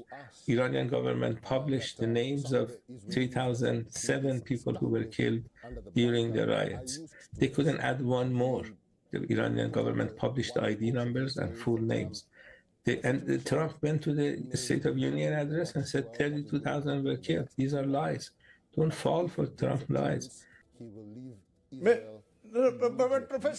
But Professor, with due regards, it's not just about demonization and propaganda. You cannot deny, Professor, that the Iranian regime is widely seen to have exported terror and violence through groups like the Hezbollah, the Houthis, the Hamas. There is a belief that today, when Gulf states are being attacked by Iranian missiles, the UAE is asking Iran to come back to its senses because Iran is seen now as a country exporting terror across the region. You go ahead with your nuclear program despite the sanctions that have taken place. As a result, you become a pariah state. Critics argue that women in your country don't get equal status. All of this has led to what you're calling demonization. But many will also say that the truth is that the Iranian regime under Khomeini was dangerous for the stability of the region. How do you respond to that constant refrain, particularly from Tel Aviv and Washington, that Iran is dangerous to the stability of the Gulf and the Middle East and indeed the world? Those, of course, were the images that are being released by the... Yeah, this is what Netanyahu says. This is what Trump says. If a portion of India is occupied by China and Indians want to free the land, would you call them terrorists? This is what Hezbollah did. Israelis occupied Lebanese territory, and Hezbollah, under the UN Charter, has the right to free the land that belongs to Lebanon. If you want to call them terrorists, be my guest. But this is not accurate journalism. This is Western propaganda. You know, we have to look at the realities. Iran did not want to fight the United States. I don't know if you have seen the interview the Omani foreign minister had with the American television, CBS News. He basically begged Trump not to attack Iran. He said that an agreement was available in 24 hours. And Trump attacked Iran less than 24 hours after that interview. They wanted to change Iran's government. This is what they're saying. This is not what I'm saying. This is what they're saying. They were not available for a diplomatic solution. India, historically, has been in favor of diplomacy. And falling for Netanyahu propaganda points is not something that good journalism would dictate. So the question, therefore, Professor, is what happens next? Who replaces Ali Khamenei? There's talk of an advisory council headed by Ali Reza that will lead this advisory council. But how stable will this be without someone like Ali Khamenei, who was there dominant for 36 years and more, to guide it? Will you agree that this structure that was built by the Islamic Revolution in the late 1970s is now finally in danger of collapsing? without Mr. Khamenei at the head of it? No, Iran has a constitution. Iran also has 7,000 of history. It's an old civilization. We have been around for a while. The constitution says that if the leader is not available to do his functions, then you have a council of three-member council. You have the country's president, you have the head of judiciary, and you have a member of the Guardian Council. These people will lead the country until the new leader is elected. We have this assembly of experts, 88 people. The people who are in that assembly are elected with direct vote of the people, and their job is to elect the country's leader. Iran will have a leader in the next few days. Professor Izadi, you're making it sound as if this will be a very easy transition, that it's all perfectly normal. Truth of the matter, sir, is your country is under an unprecedented attack from US and Israeli forces jointly. You, in turn, sir, are sending out, or Iran is sending out missiles attacking UAE missiles into Bahrain, into Kuwait, into Qatar. It is not a normal situation. Therefore, do you agree, heading therefore to a period of chronic instability? And will that chronic instability last now for a prolonged period? Shouldn't that be of concern?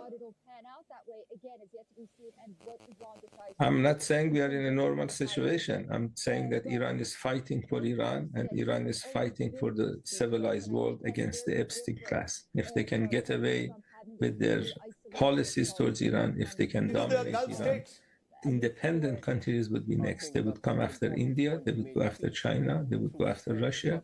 These are dangerous people. These are dangerous people. In order to have some economic advantage, they would do anything. They would kill as many people as they want. They call this the Dahiya doctrine. It has a Wikipedia entry. You can look at it. Inflicting major damage to civilization, civil infrastructure, killing civilians as much as they can. This is what they did in Gaza.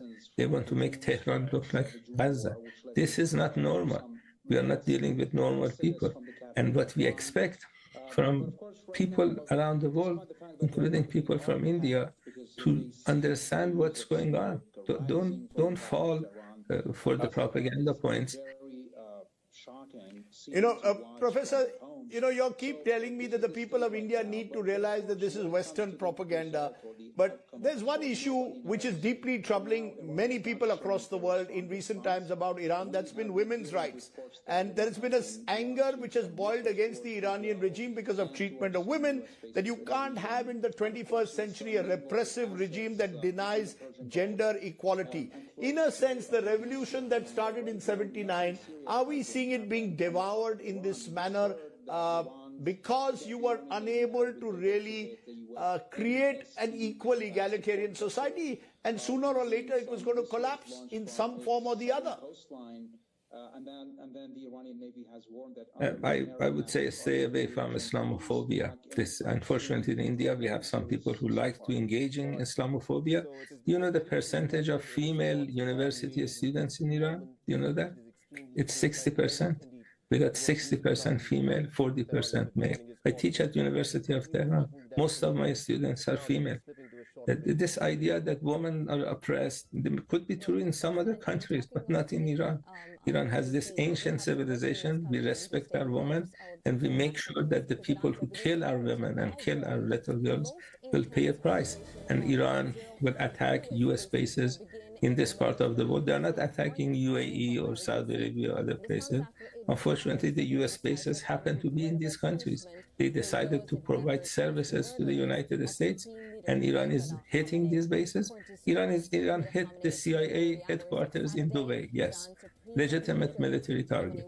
Iran is hitting Israeli installations in Dubai, legitimate military target. Iranian leaders have realized that unless attacking Iran is costly, they will kill the next leader of Iran. Sir, what you're suggesting, Professor, it appears that Iran is now preparing, therefore, for a prolonged war, irrespective of civilian casualties. You mentioned about the school children who lost their lives only yesterday. Is Iran prepared to go into this long war with a powerful enemy like the United States and Israel, even if it means the loss potentially of thousands of civilians in your country, sir? Well, for a start, it just shows you the IRGC is not finished. What is the alternative? You know, last time in June when Iran was attacked, Iran's response was quite limited. Iran attacked one base and announced that Iran is going to attack that base. This is what we did.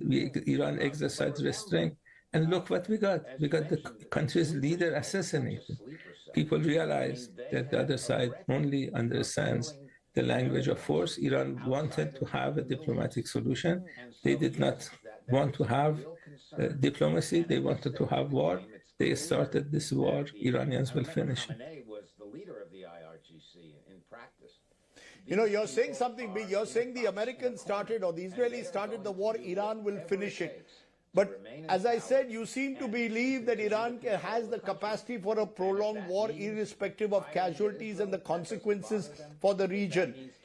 Really, is Iran really ready to fight this war irrespective of the consequences for your people, sir? Okay, good. Can you give me another option?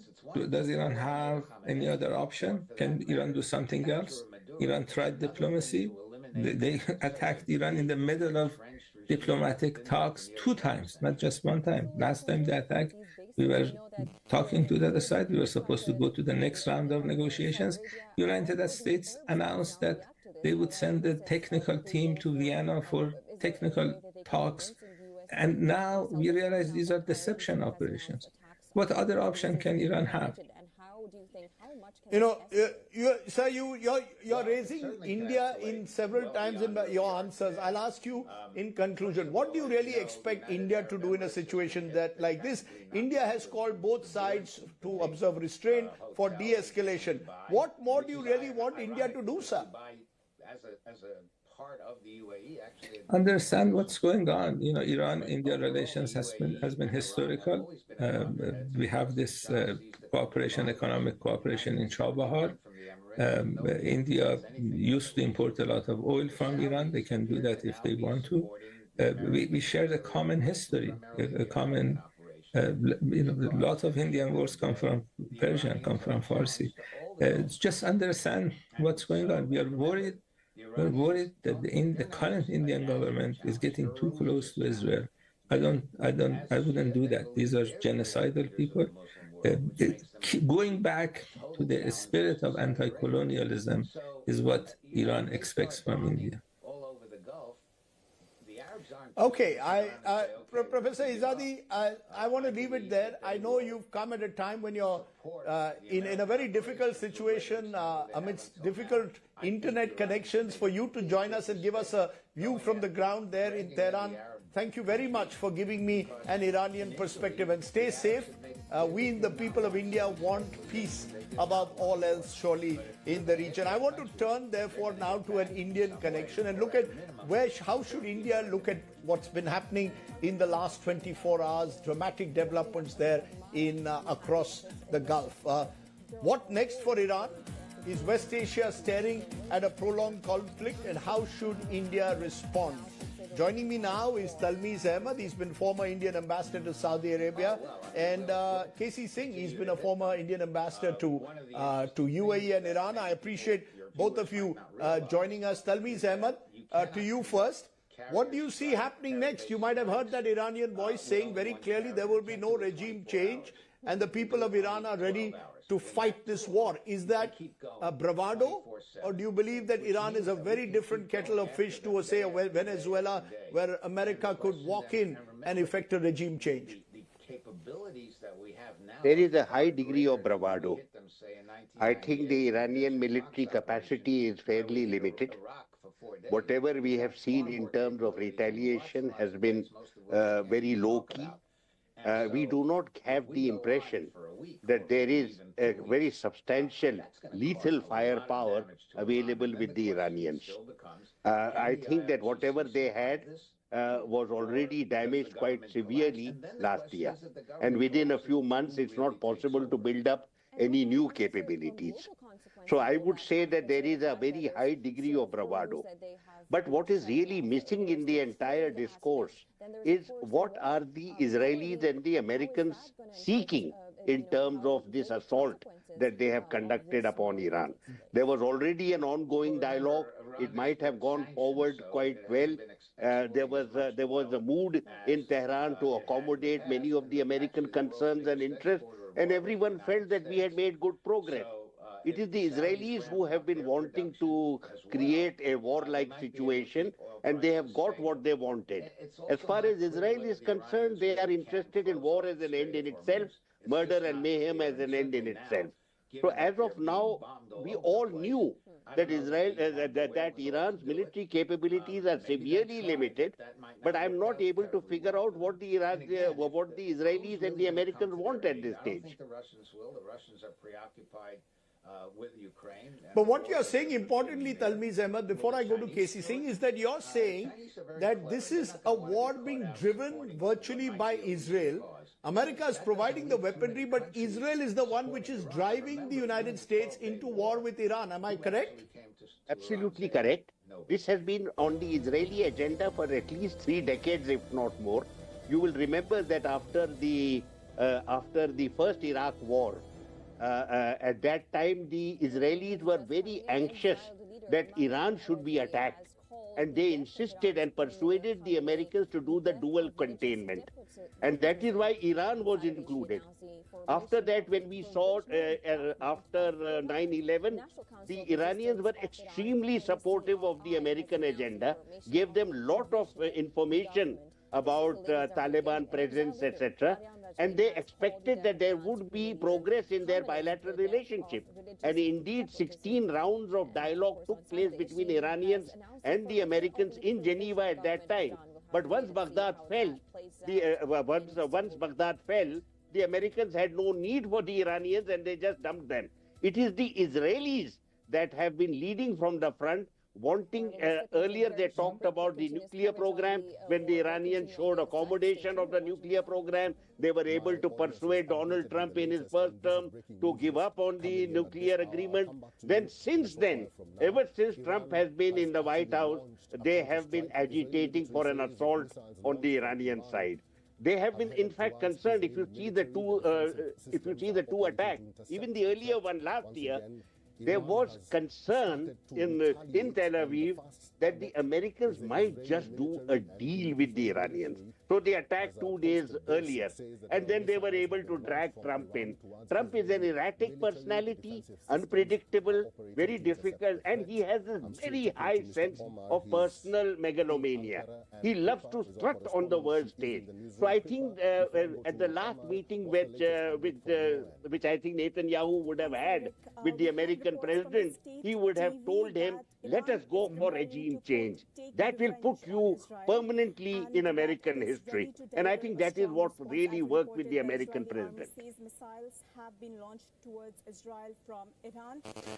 Casey Singh, is this about regime change? Is that very clear? How easy is regime change? As I said, my Iranian guest says, look, regime change is not happening, not certainly in a hurry. Do you believe, though, the events of the last 24 hours seem to suggest that maybe the Iranian regime is crumbling? No, the Iranian regime is not crumbling. You've just seen that they've already got an interim council. Ali Larijani is there, the head of judiciary is there, and Pezeshkian, the president, is there. So there's already a 3-member thing which will run the country. And then they have a system, the assembly of experts will appoint the next supreme leader whenever that is convenient. That may take a little while. But there is a procedure. I think what the supreme leader has done is, if he wanted to hide, he would have gone and hidden somewhere. Iran is such a big place. He did the last time around in June. But I think he was ready for martyrdom. I think what the West and the others are not understanding, and the Sunni world, that martyrdom is a very critical part of the Shia psychology. And it's something which, beyond a stage, carries a huge amount of value because it links you to the past, to Hussein, to all the imams who have sacrificed themselves. So Shia Islam has got this history of martyrdom. And the supreme leader has martyred himself, and he'll be remembered for that. So he knew this is coming, and he has created already a series of 3 or 4 layers of succession. He knew that if I name one person, they'll kill him. So there are 3 or 4 layers of succession for IRGC commander, for the supreme leader, for the president, for everyone. There's a 3, 4 different alternatives. One guy is killed, there's another name available. Now, what's happening is the problem that if you don't have an end game, you don't have an off-ramp. Because last time around, in June of last year, Trump was able to say, look, I destroyed the nuclear program completely, so that's it, I'm going home. No, if it was destroyed completely, why are you attacking the nuclear thing again? You're making that as an excuse. So that's a fake excuse. It's not the nuclear thing. It's essentially, and they were very close to finalizing the nuclear deal. That's what the Omanis are saying. And you would notice that Omanis have not been attacked by Iran because they feel that they were probably fair and normal between, when the negotiations were taking place. They don't tilt on the side of America. But now if the end game is change of regime, it's not going to happen overnight. Trump, the latest polls which have come, they show that only 33% of Americans are supporting Trump's attack. And almost 50% are not. So he's going to lose support in America if there is an extended battle. And the Iranians are willing to, sacrifice lives. Are the Americans ready? And I would just beg to disagree with my batchmate and friend Talmiz Ahmed. The Iranians are not without weapons. The Chinese have rearmed them extensively. They've got new missiles, and that's why the Americans were forced to take their aircraft carriers far away from Gulf. You're worried that some of those Chinese are testing those weapons against the American naval system because they will test them and later use them in Taiwan. So it's a great opportunity for the Chinese to test their latest weapons. And the missiles are there, and the Chinese and the Iranians have been able to recoup a lot of the lost things. Yeah. Can I come to both of you for a quick question? First to you, Talmiz Ahmed. The spread beyond Iran, the missile attacks on a Bahrain, on a UAE, on a Dubai International Airport, Abu Dhabi, unthinkable in some of those places. Do you believe that this could emerge as a Shia-Sunni battle, fault lines coming out in West Asia? Do you see that widening? Was Iran miscalculating in the belief that some of these Gulf states would call for an instant halt? I don't see this Shia-Sunni business being exaggerated beyond a point. It is true that Iran has a majority Shia community, and it is true that in the Gulf there are many of them are Sunnis. But this sectarian divide has been something that the Americans have been obsessed with, particularly when they attacked Iraq and created this whole monster of a sectarian divide and gave rise to Abu Musab Zarqawi and later the Islamic State. But overall, I would say that if you ask me my personal opinion, the Iranians had made it clear that if they are attacked unilaterally by the Israelis and the Americans, they will target American targets in the region. And therefore, this had been warned. I mean, all the GCC countries had been told that they could be targets, and they have become targets. Am I comfortable with this? Certainly not. I would have personally preferred that they had not been targeted. But the fact is that given the weaponry that the Iranians have, perhaps this was the best that they could do. As far as Israel is concerned, they don't care what happens as far as the Gulf is concerned. In particular, my administration, that this terrorist regime... I just have 30 seconds because I have a special guest joining me from Israel. But Casey Singh, India's options, very quickly. How should India look at it now?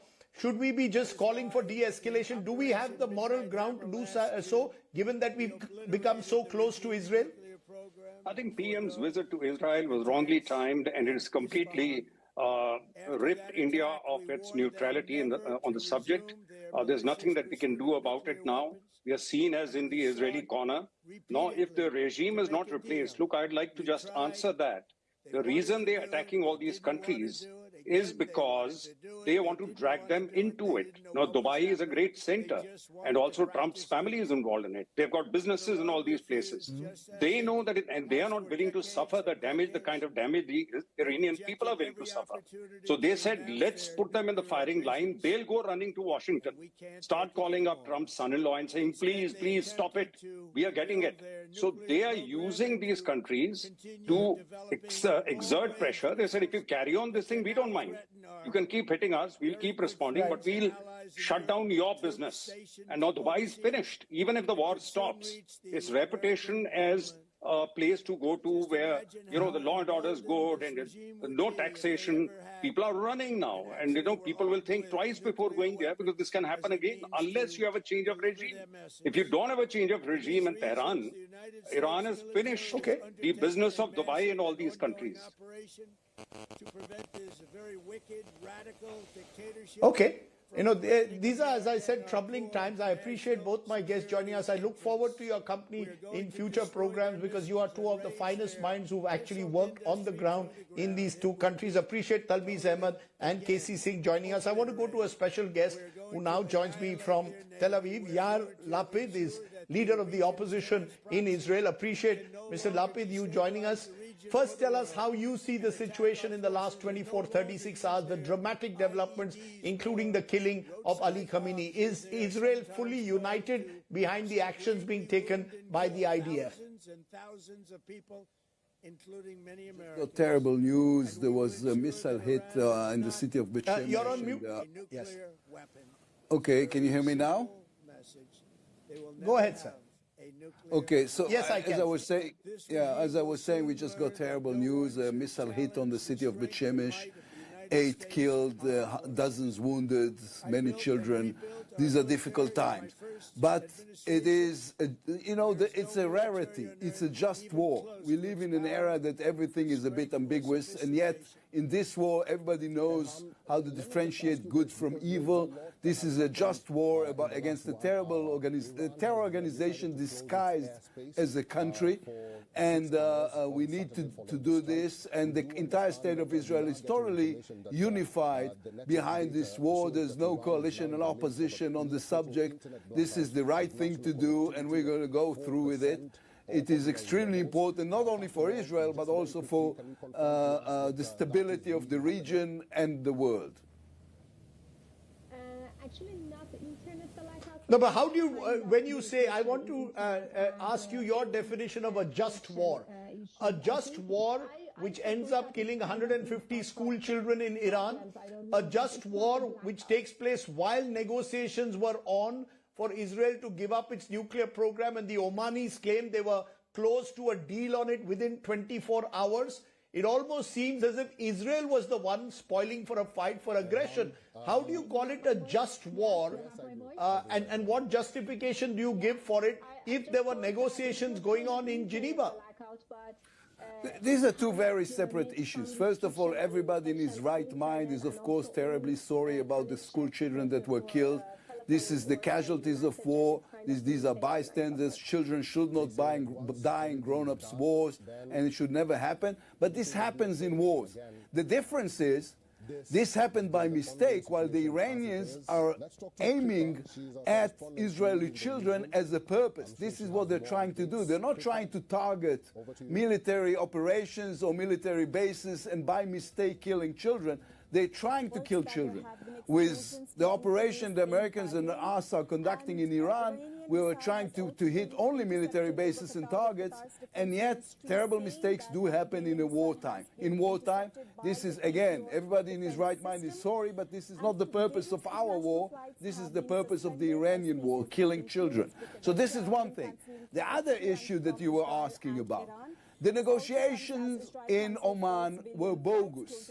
This is Iran. Everybody who was there for 5 minutes knew what was going on. This is Iran trying to buy time. This is Iran, again, trying to deceive everybody while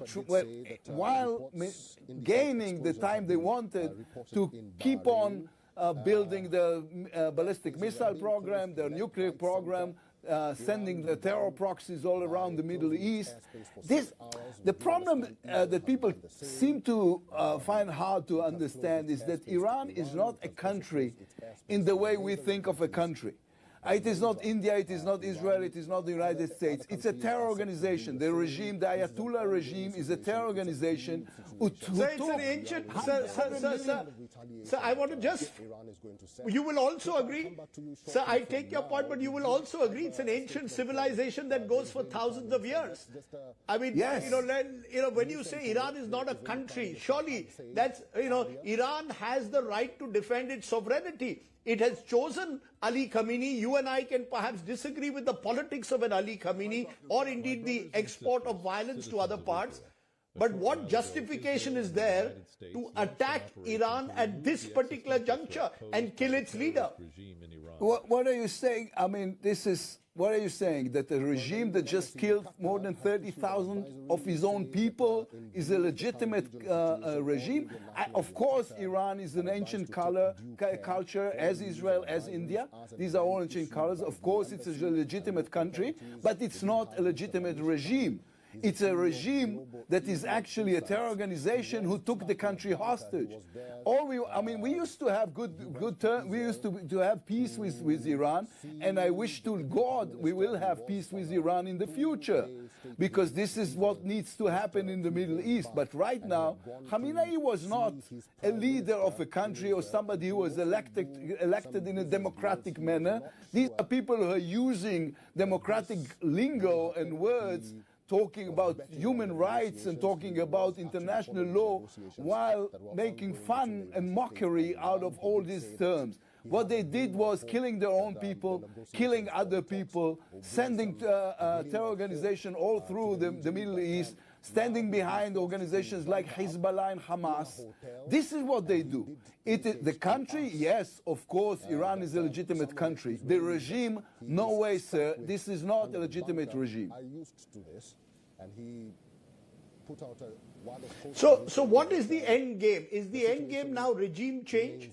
Is it now asking the people of Iran to rebel against the regime, or do you believe that it will require a ground operation? Because that's the fear. How do you? It's one thing to take out, if I may be allowed to use the word, a Khamenei and the Islamic Revolutionary Guard commanders.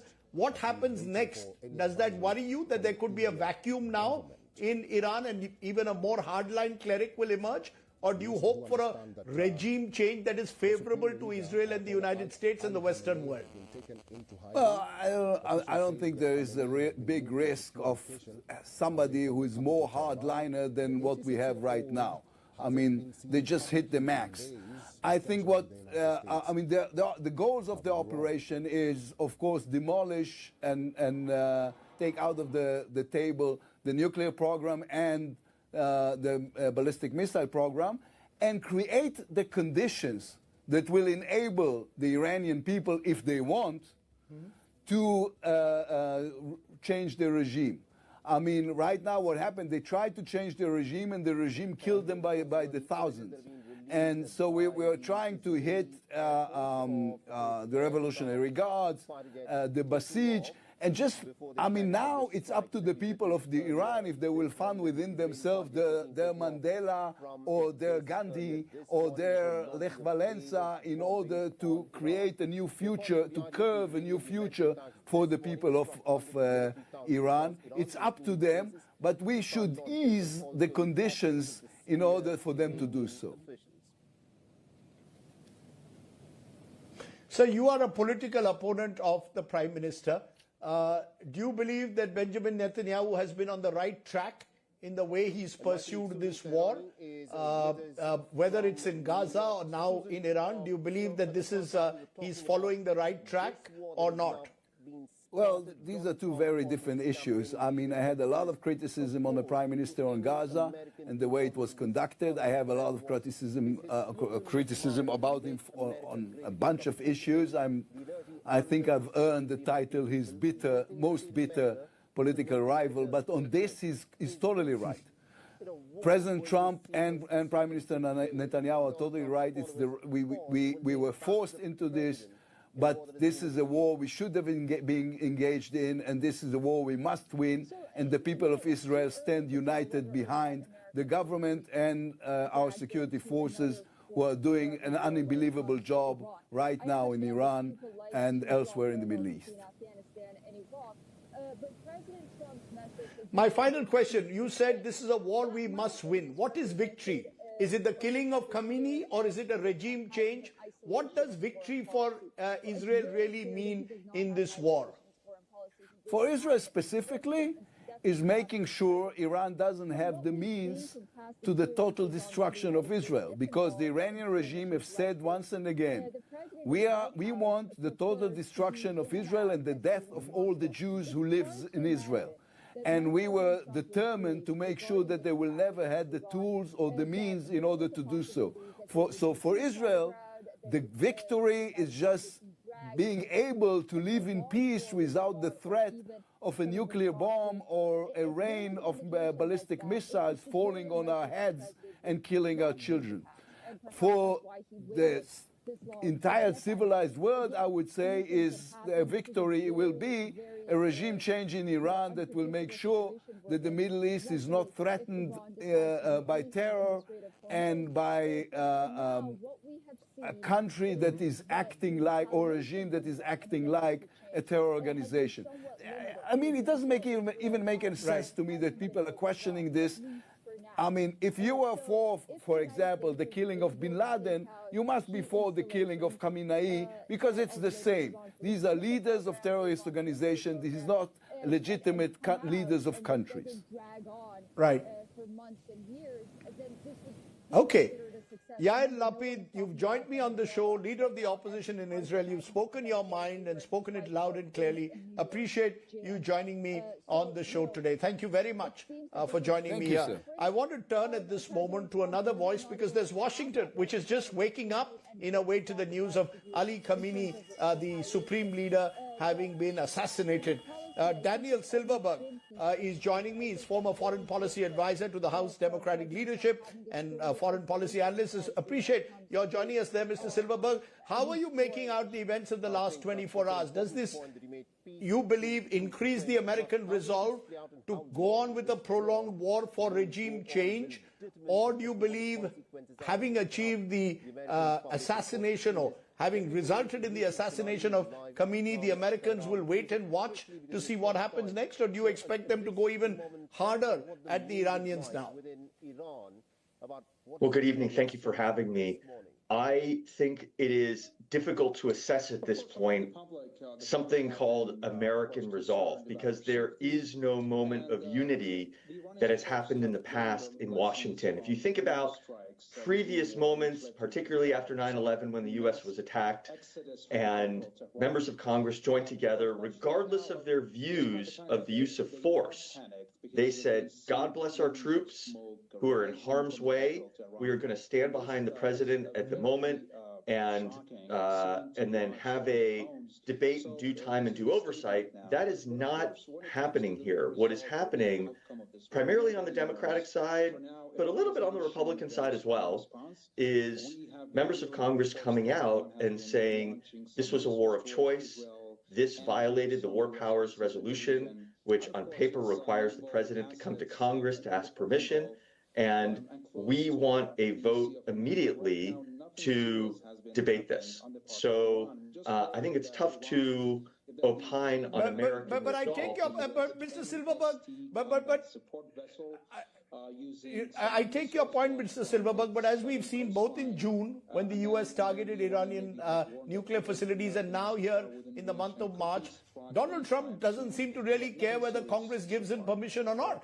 I mean, Donald Trump seems to take these unilateral decisions. So will anything really change, given that Trump seems determined to effect some kind of a regime change along with the Israelis? Well, I think you're asking the right question then, not so much about American resolve, but what does President Trump decide to do? And oftentimes President Trump has acted in ways that might be inconsistent with even what his own MAGA base wants. And in this instance, my sense is President Trump does have resolve to continue the fight here. There has almost been no precedent of regime change being successful from the air. And that, frankly, disturbs, is a point of concern for a lot of military analysts who are watching a disconnect between President Trump's goals of removing this regime and the means by which to do it. At a certain point, there could be a need for forces on the ground. But in terms of President Trump's willingness to continue this campaign, he's made clear we're only 48 hours into this and that there are going to be multiple components to it. And in some ways, how he responds is going to be calibrated based on what the Iranians do. The fact that there was just a missile that got through Israel in Beit Shemesh will, I think, impact President Trump's calculus of how hard he pushes further against the Iranians. And for many Israelis, this is a historic day also. Are you very clear? Is there any possibility of those ground operations, or do you believe that President Trump would like this to, any uprising against the regime will have to be internal? Will the Americans agree to a ground operation, or will Trump sanction a ground operation in your view? A quick answer, sir. I don't think so for the time being. I think President Trump is doing everything he can to set the table for the Iranians to find a new leader. And you're already seeing that politicking taking place. There was an extraordinary article in The Atlantic over the weekend with former President Ahmadinejad emerging as the one saying, I can be the Delcy Rodriguez, the Venezuelan vice president who works with the U.S. I can be that character in Iran. So I think President Trump is likely hoping not to cross that red line of sending in ground troops unless the table has so been set that it is safe for American forces to get on the ground. But I don't think anyone wants that to happen. What is your assessment of the span that this war will entail? Okay. Daniel Silverberg, for joining me there from Washington so early in the morning in your country.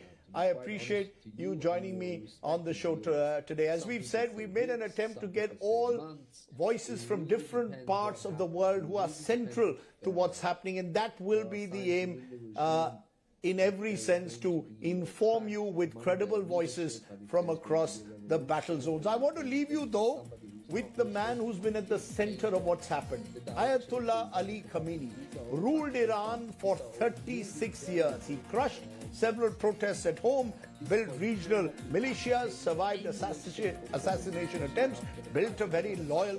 Coming in, the United States and Israel have intensified their airstrikes and missile strikes deep inside Iran. Latest coming in, former Iranian President Ahmadinejad has been killed in a US-Israel strike. Mahmoud Ahmadinejad served as the 6th president of Iran. He was the president of Iran between 2005 and 2013, and this was the time that Mahmoud Ahmadinejad became the very public face of Iran's nuclear program and Tehran's defiance of the West. He was seen as a very strong confrontational leader who took on not just Israel but also the United States of America. He spoke of a world without Zionist forces. He spoke of a world where Iran would ensure that Jerusalem was no longer occupied, and that was seen as a very, very controversial statement made by Mahmoud Ahmadinejad. But word just coming in, Mahmoud Ahmadinejad, who incidentally was apparently under some kind of a house arrest. He wasn't out in the public. He and a large number of his advisors and security personnel were killed in a precision strike at the place where he had been kept. So it isn't just the supreme leader, Ayatollah Ali Khamenei, who was killed. The Defence Minister Nasirzadeh, he was killed. The head of IRGC, Mohammed Pakpour, he was killed. The head of the army, Musawi, he was killed. The head of intelligence agencies, he was killed, and several others. So 40 top leaders were killed, as was Mahmoud Ahmadinejad. That's the word that is just coming in from that's the word that's coming in from Iran just now. Mahmoud Ahmadinejad, who served as the 6th president of Iran between 2005 and 2013. More than 1,000 missiles have been fired in the past 24 hours by the United States and by Israel deep inside Iran. Targeted attacks not just in Tehran but also in Qum, which is a very sensitive religious political center, also in Isfahan, in Fordo, in Natanz and several other parts. There were reports that said even Bandar Abbas, the crucial military port and a very crucial trade port, was also targeted in precision strikes. We are told that the next wave of precision strikes on Iran will take place anytime now. I want to quickly bring in India Today's Sandeep Unnithan into this conversation. Foreign Affairs Editor Geeta Mohan also joins us. Geeta, what more do we know? Mahmoud Ahmadinejad has also been killed according to the reports that are just coming in. Well, that's right, Gaurav. That's big news coming in. Former Iranian President Mohammed Ahmadinejad, who is a very, very important, was a key leader in Iran, very close to the supreme leader as well. In the past, has been killed. He was killed on Saturday in the strikes that were carried out, and we do not know exactly which area, but the place that was struck where he was killed, his close aides, his bodyguards, all of them have been announced dead. So yet another critical player, an important stakeholder in Iran now is dead, announced dead. So there's a confirmation that's come in from Iran that Mahmoud Ahmadinejad, the former president of Iran, is in fact or has in fact been killed. Sandeep, the strikes that have been carried out so far, America and Israel apparently had very detailed, very precise intelligence and the kind of hardware they've used. If 30 GBU-31s were used, and in this broadcast we'll explain these bunker busters that penetrate several feet deep and then they explode, and one after the other going into the same area, which means they knew where to strike, who all would be there, how much to use, and these strikes are relentless in the past 24 hours, Sandeep. Gaurav, what we are seeing right now in Iran is almost unprecedented. We have never seen leadership decapitation of this nature. We normally see it associated with terror outfits. Israel has done that in the past to Hezbollah, but we've never seen a nation and its leaders being taken out in this fashion. First, you have Ayatollah Ali Khamenei, and now, of course, former President Ahmadinejad. The fact is that Israel's decapitation strategy is in full flow here. They are eliminating leaders, across the board, irrespective of whether they are in power or not. Anyone who has a chance of rising up in the succession chain is being taken out. This is unprecedented, Gaurav. This has never happened in the history of the world before. So many leaders of one country being taken out by two other countries. This is almost unprecedented, and this is Sandeep, stay with me. There's more breaking news coming in. There's more breaking news coming in. Iran is now putting the second line of defense in place, and this is what Iran had said. They have contingencies in place. News just coming in. Iran's Foreign Minister Sayyid Abbas Araghchi, he says a new supreme leader will be chosen in the next 24 to 48 hours. These are reports that are just coming in. And senior cleric Ayatollah Ali Reza Arafi will serve as Iran's interim supreme leader following the assassination of Ayatollah Ali Khamenei in a joint US-Israeli airstrike in Tehran. What is the information that we have as of now? Ayatollah Ali Reza Arafi is 67 years old. He was born in 1959. He's a very senior figure in Iran's clerical hierarchy. Before this interim leadership role, he'd held several very critical positions, and in fact, in some cases, he held several key positions at one time. So he heads Iran's national network of Islamic seminaries. He serves as the cleric member of the Guardian Council, and he also sits on the Assembly of Experts. So along with the current president, Masoud Pezeshkian, he will now be a part of that interim governing council, where they've also brought in the Chief Justice of their courts, and they will govern. And all this very clear indications, Geeta, that Iran has a system in place. Iran always spoke that it had a system in place, Sandeep, and their their systems are now taking over. It's almost clockwork. If America thought, or if Israel thought, that they will take down a leader and the regime will collapse, their second rung is in place and all war-gamed. Absolutely, Gaurav. This is the Iranian response to Israel's decapitation strategy. Now, Iran has put into place this managed continuity model where every leader knows who is going to succeed him. And in this case, they prepared for Ayatollah Ali Khamenei's death as well. This interim three-person council that you mentioned has instantly assumed all of the supreme leader's powers and duties to prevent a vacuum from taking place. Now, you mentioned Masoud Pezeshkian is, of course, there. The head of the judiciary, Mohseni Ejezi, and, of course, Ayatollah Ali Reza Arafi is part of this three-member council. They will manage the transition to ensure that there is no vacuum of power that develops in Iran after Ayatollah Ali Khamenei's death. Be aware of the fact that Ayatollah Khamenei shaped Iran's destiny over the last 4 decades almost. He's been a very powerful and a very influential leader. Everything that you're seeing in Iran today, Gaurav, whether it is the power of the IRGC, Iran's nuclear weapons program, its exporting of terror to other countries, is been the work of Ayatollah Ali Khamenei. So this transition council will manage that transition to the new Ayatollah whenever he's appointed. This is something the Americans and the Israelis may have war-gamed, but there's a point that Iran has repeatedly been making. They're a civilizational state. It's a country that runs on systems, and their systems are automatically taking over. They have an armed forces, they have a judiciary, they have a political leadership, they have a parliament, they have an elected religious leadership, and they have their Supreme Council. So following Ayatollah Ali Khamenei's killing, Ayatollah Arafi has been tasked, as of now, temporarily, he's assuming responsibilities. So there's a three-member leadership council that is preparing to oversee the transition to the next leadership. President Masoud Pezeshkian, he's called the killing a great crime. He's declared that revenge is their right, revenge is their responsibility. We get you more in this report.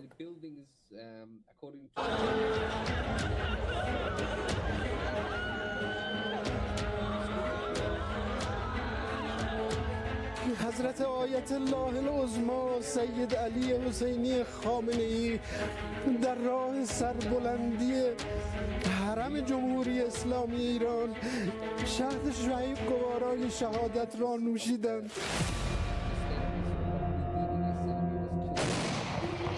West Asia is on fire. Iran has begun 40 days of national mourning after their supreme leader, Ayatollah Ali Khamenei, was killed in coordinated US-Israeli strikes. Iranian state media confirmed that several top security officials were also killed in the attacks, along with members of Khamenei's family, including his daughter, son-in-law and grandson. Israel claims the operation eliminated 40 Iranian commanders and wiped out what it calls Iran's terror regime leadership, including Iran's chief of army staff. Following Khamenei's death, his responsibilities have been temporarily handed over to Ayatollah Arafi.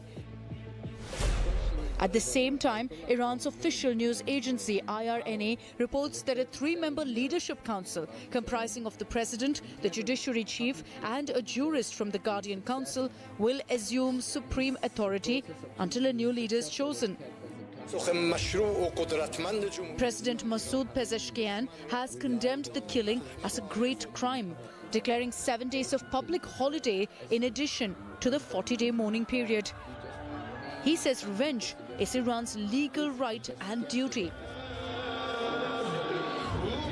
Crowds have poured into Tehran as the country braces for further escalation.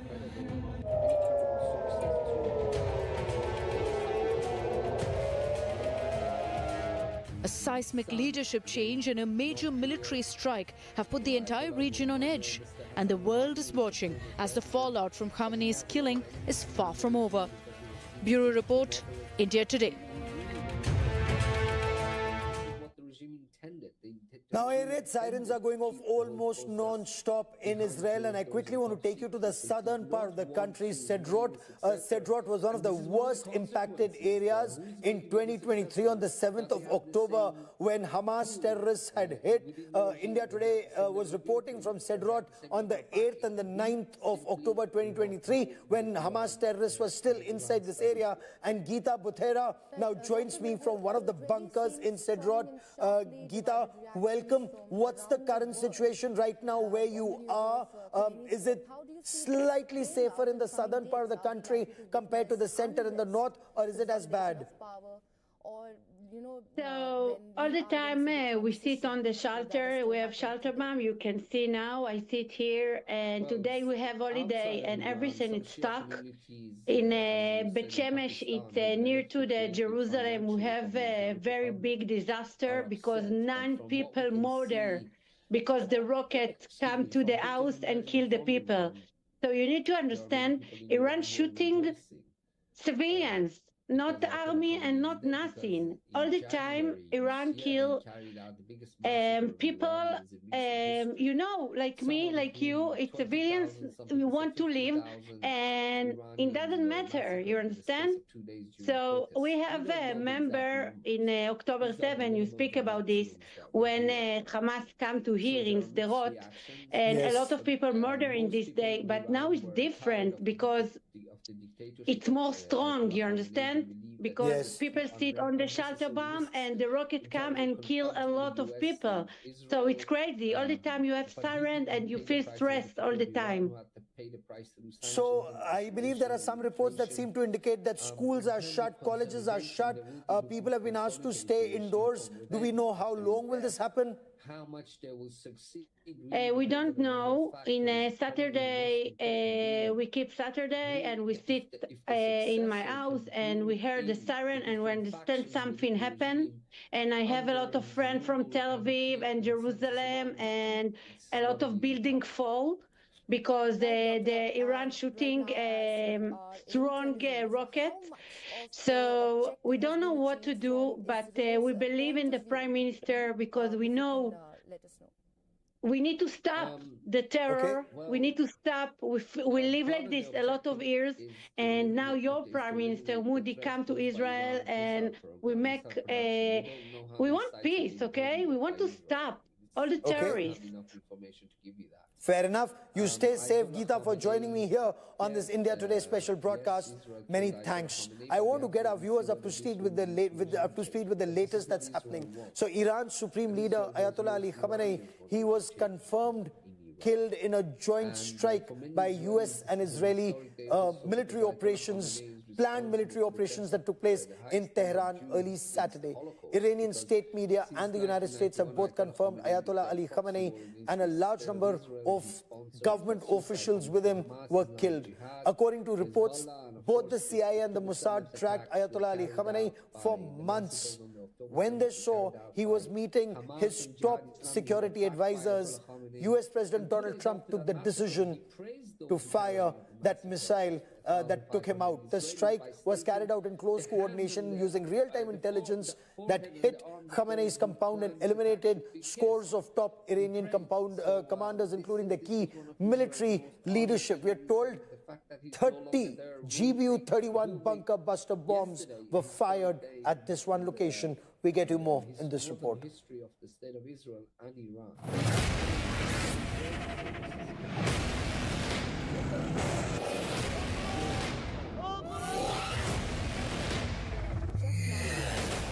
A seismic moment in West Asia.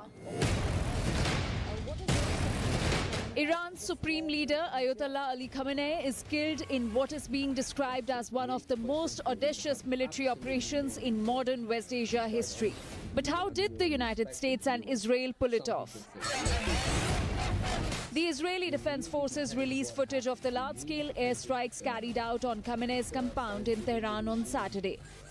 The Wall Street Journal reports Israeli fighter jets allegedly dropped 30 bombs on Khamenei's secured complex after intelligence pinpointed 3 high-level meetings.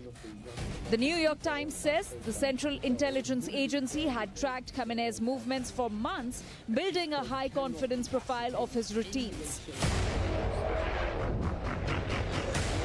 When intelligence confirmed that he would attend a key leadership meeting in Tehran, the information was shared with Israel. Originally planned for the night, the operation was then shifted to morning. At 9:40 a.m. Tehran time, missiles struck the compound while senior defense officials were inside. Officials described it as a rare, unique window executed in broad daylight once his presence was confirmed. Meanwhile, the Washington Post reported that Donald Trump faced intense pressure from Israel and Saudi Arabia, with Crown Prince Mohammed bin Salman urging decisive action and strikes against Iran.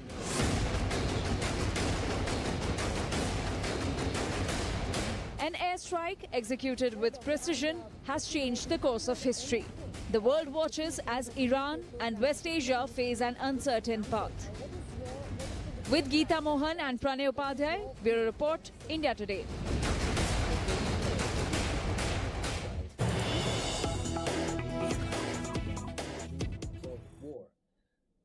I want to get you the other big story. India Today now gets you the inside story of how Ayatollah Ali Khamenei was tracked and killed. So in the final hours, after the Geneva talks failed, Oman's foreign minister flew to Washington, D.C. He met with US Vice President J.D. Vance on Friday, and that was a last-ditch attempt to delay President Trump's final decision to carry out this operation, Epic Fury. But President Donald Trump had made up his mind. The seeds of Saturday's operation were planted actually in late December when Israel's Prime Minister Benjamin Netanyahu visited US President Donald Trump at Mar-a-Lago. Now, within days, that calculus changed. On the 14th of January, President Trump was on the verge of ordering strikes, 14th of January. But last minute, he held back. He ordered a massive military build-up in West Asia first, and then started planning joint operations with Israel on how to go about with a much wider scope. The scope of these operations much wider than the 12-day operation in June last year.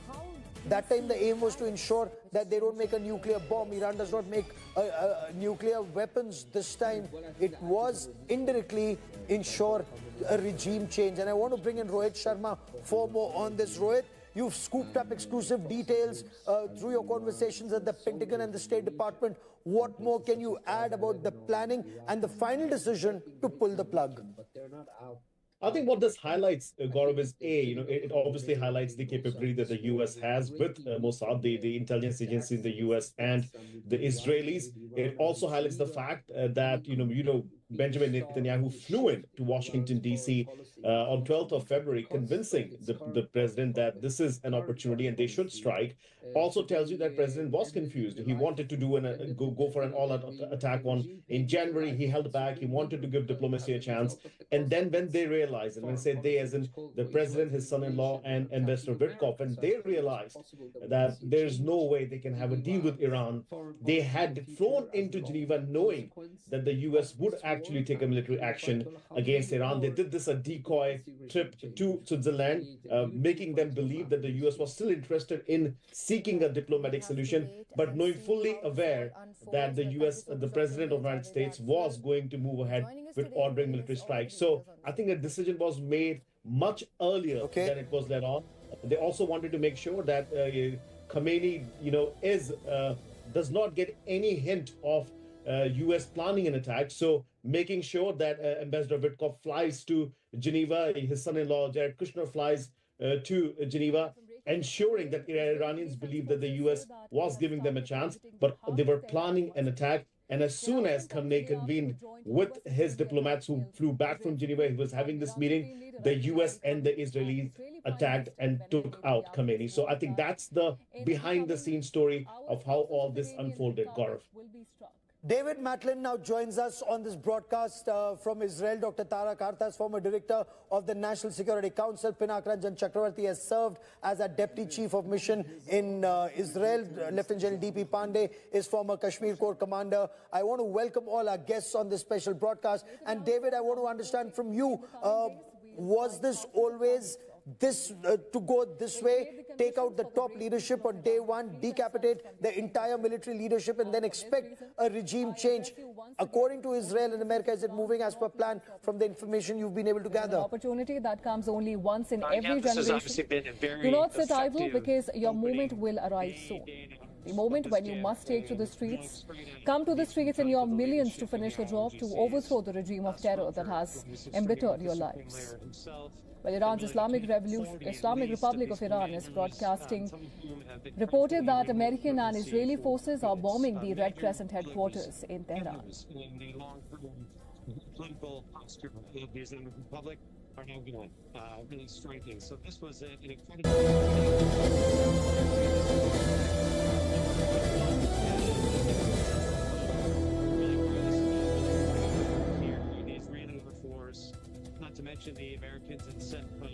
We have some breaking news coming in. Israeli army has announced that for the first time as part of Operation Roar of the Lion, IDF has begun striking targets of the Iranian regime in the heart of Tehran. In a post on X, the military said the Air Force, guided by military intelligence, has now launched a broad wave of strikes towards Tehran.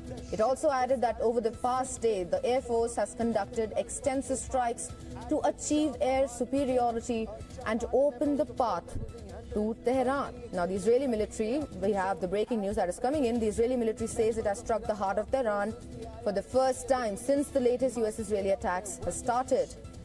The statement published claimed the targets were the government sites, adding that over the past day, the attacks were working on establishing aerial superiority and paving the path to Tehran. We have breaking news that is coming in, and Israeli army has announced that for the first time, as part of the Operation Roar of the Lion, IDF has begun striking targets of the Iranian regime in the heart of Tehran. In a post on X, the military said the Air Force, guided by military intelligence, has now launched a broad wave of strikes towards Tehran.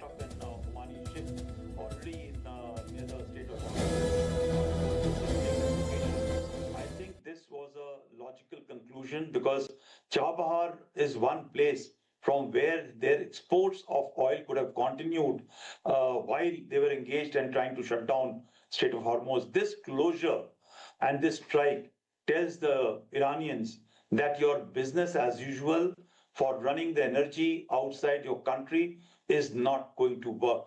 So that is a very, very big statement. While you try and close down Strait of Hormuz, technically bringing down the entire world to a grinding halt in terms of energy being pumped and which is required by the world, you cannot continue to sell energy which is through the black market or anywhere. Because so let me bring in Dr. Tara Karta, because Dr. Tara Karta, it was actually the worst fear that the Strait of Hormuz could be shut down.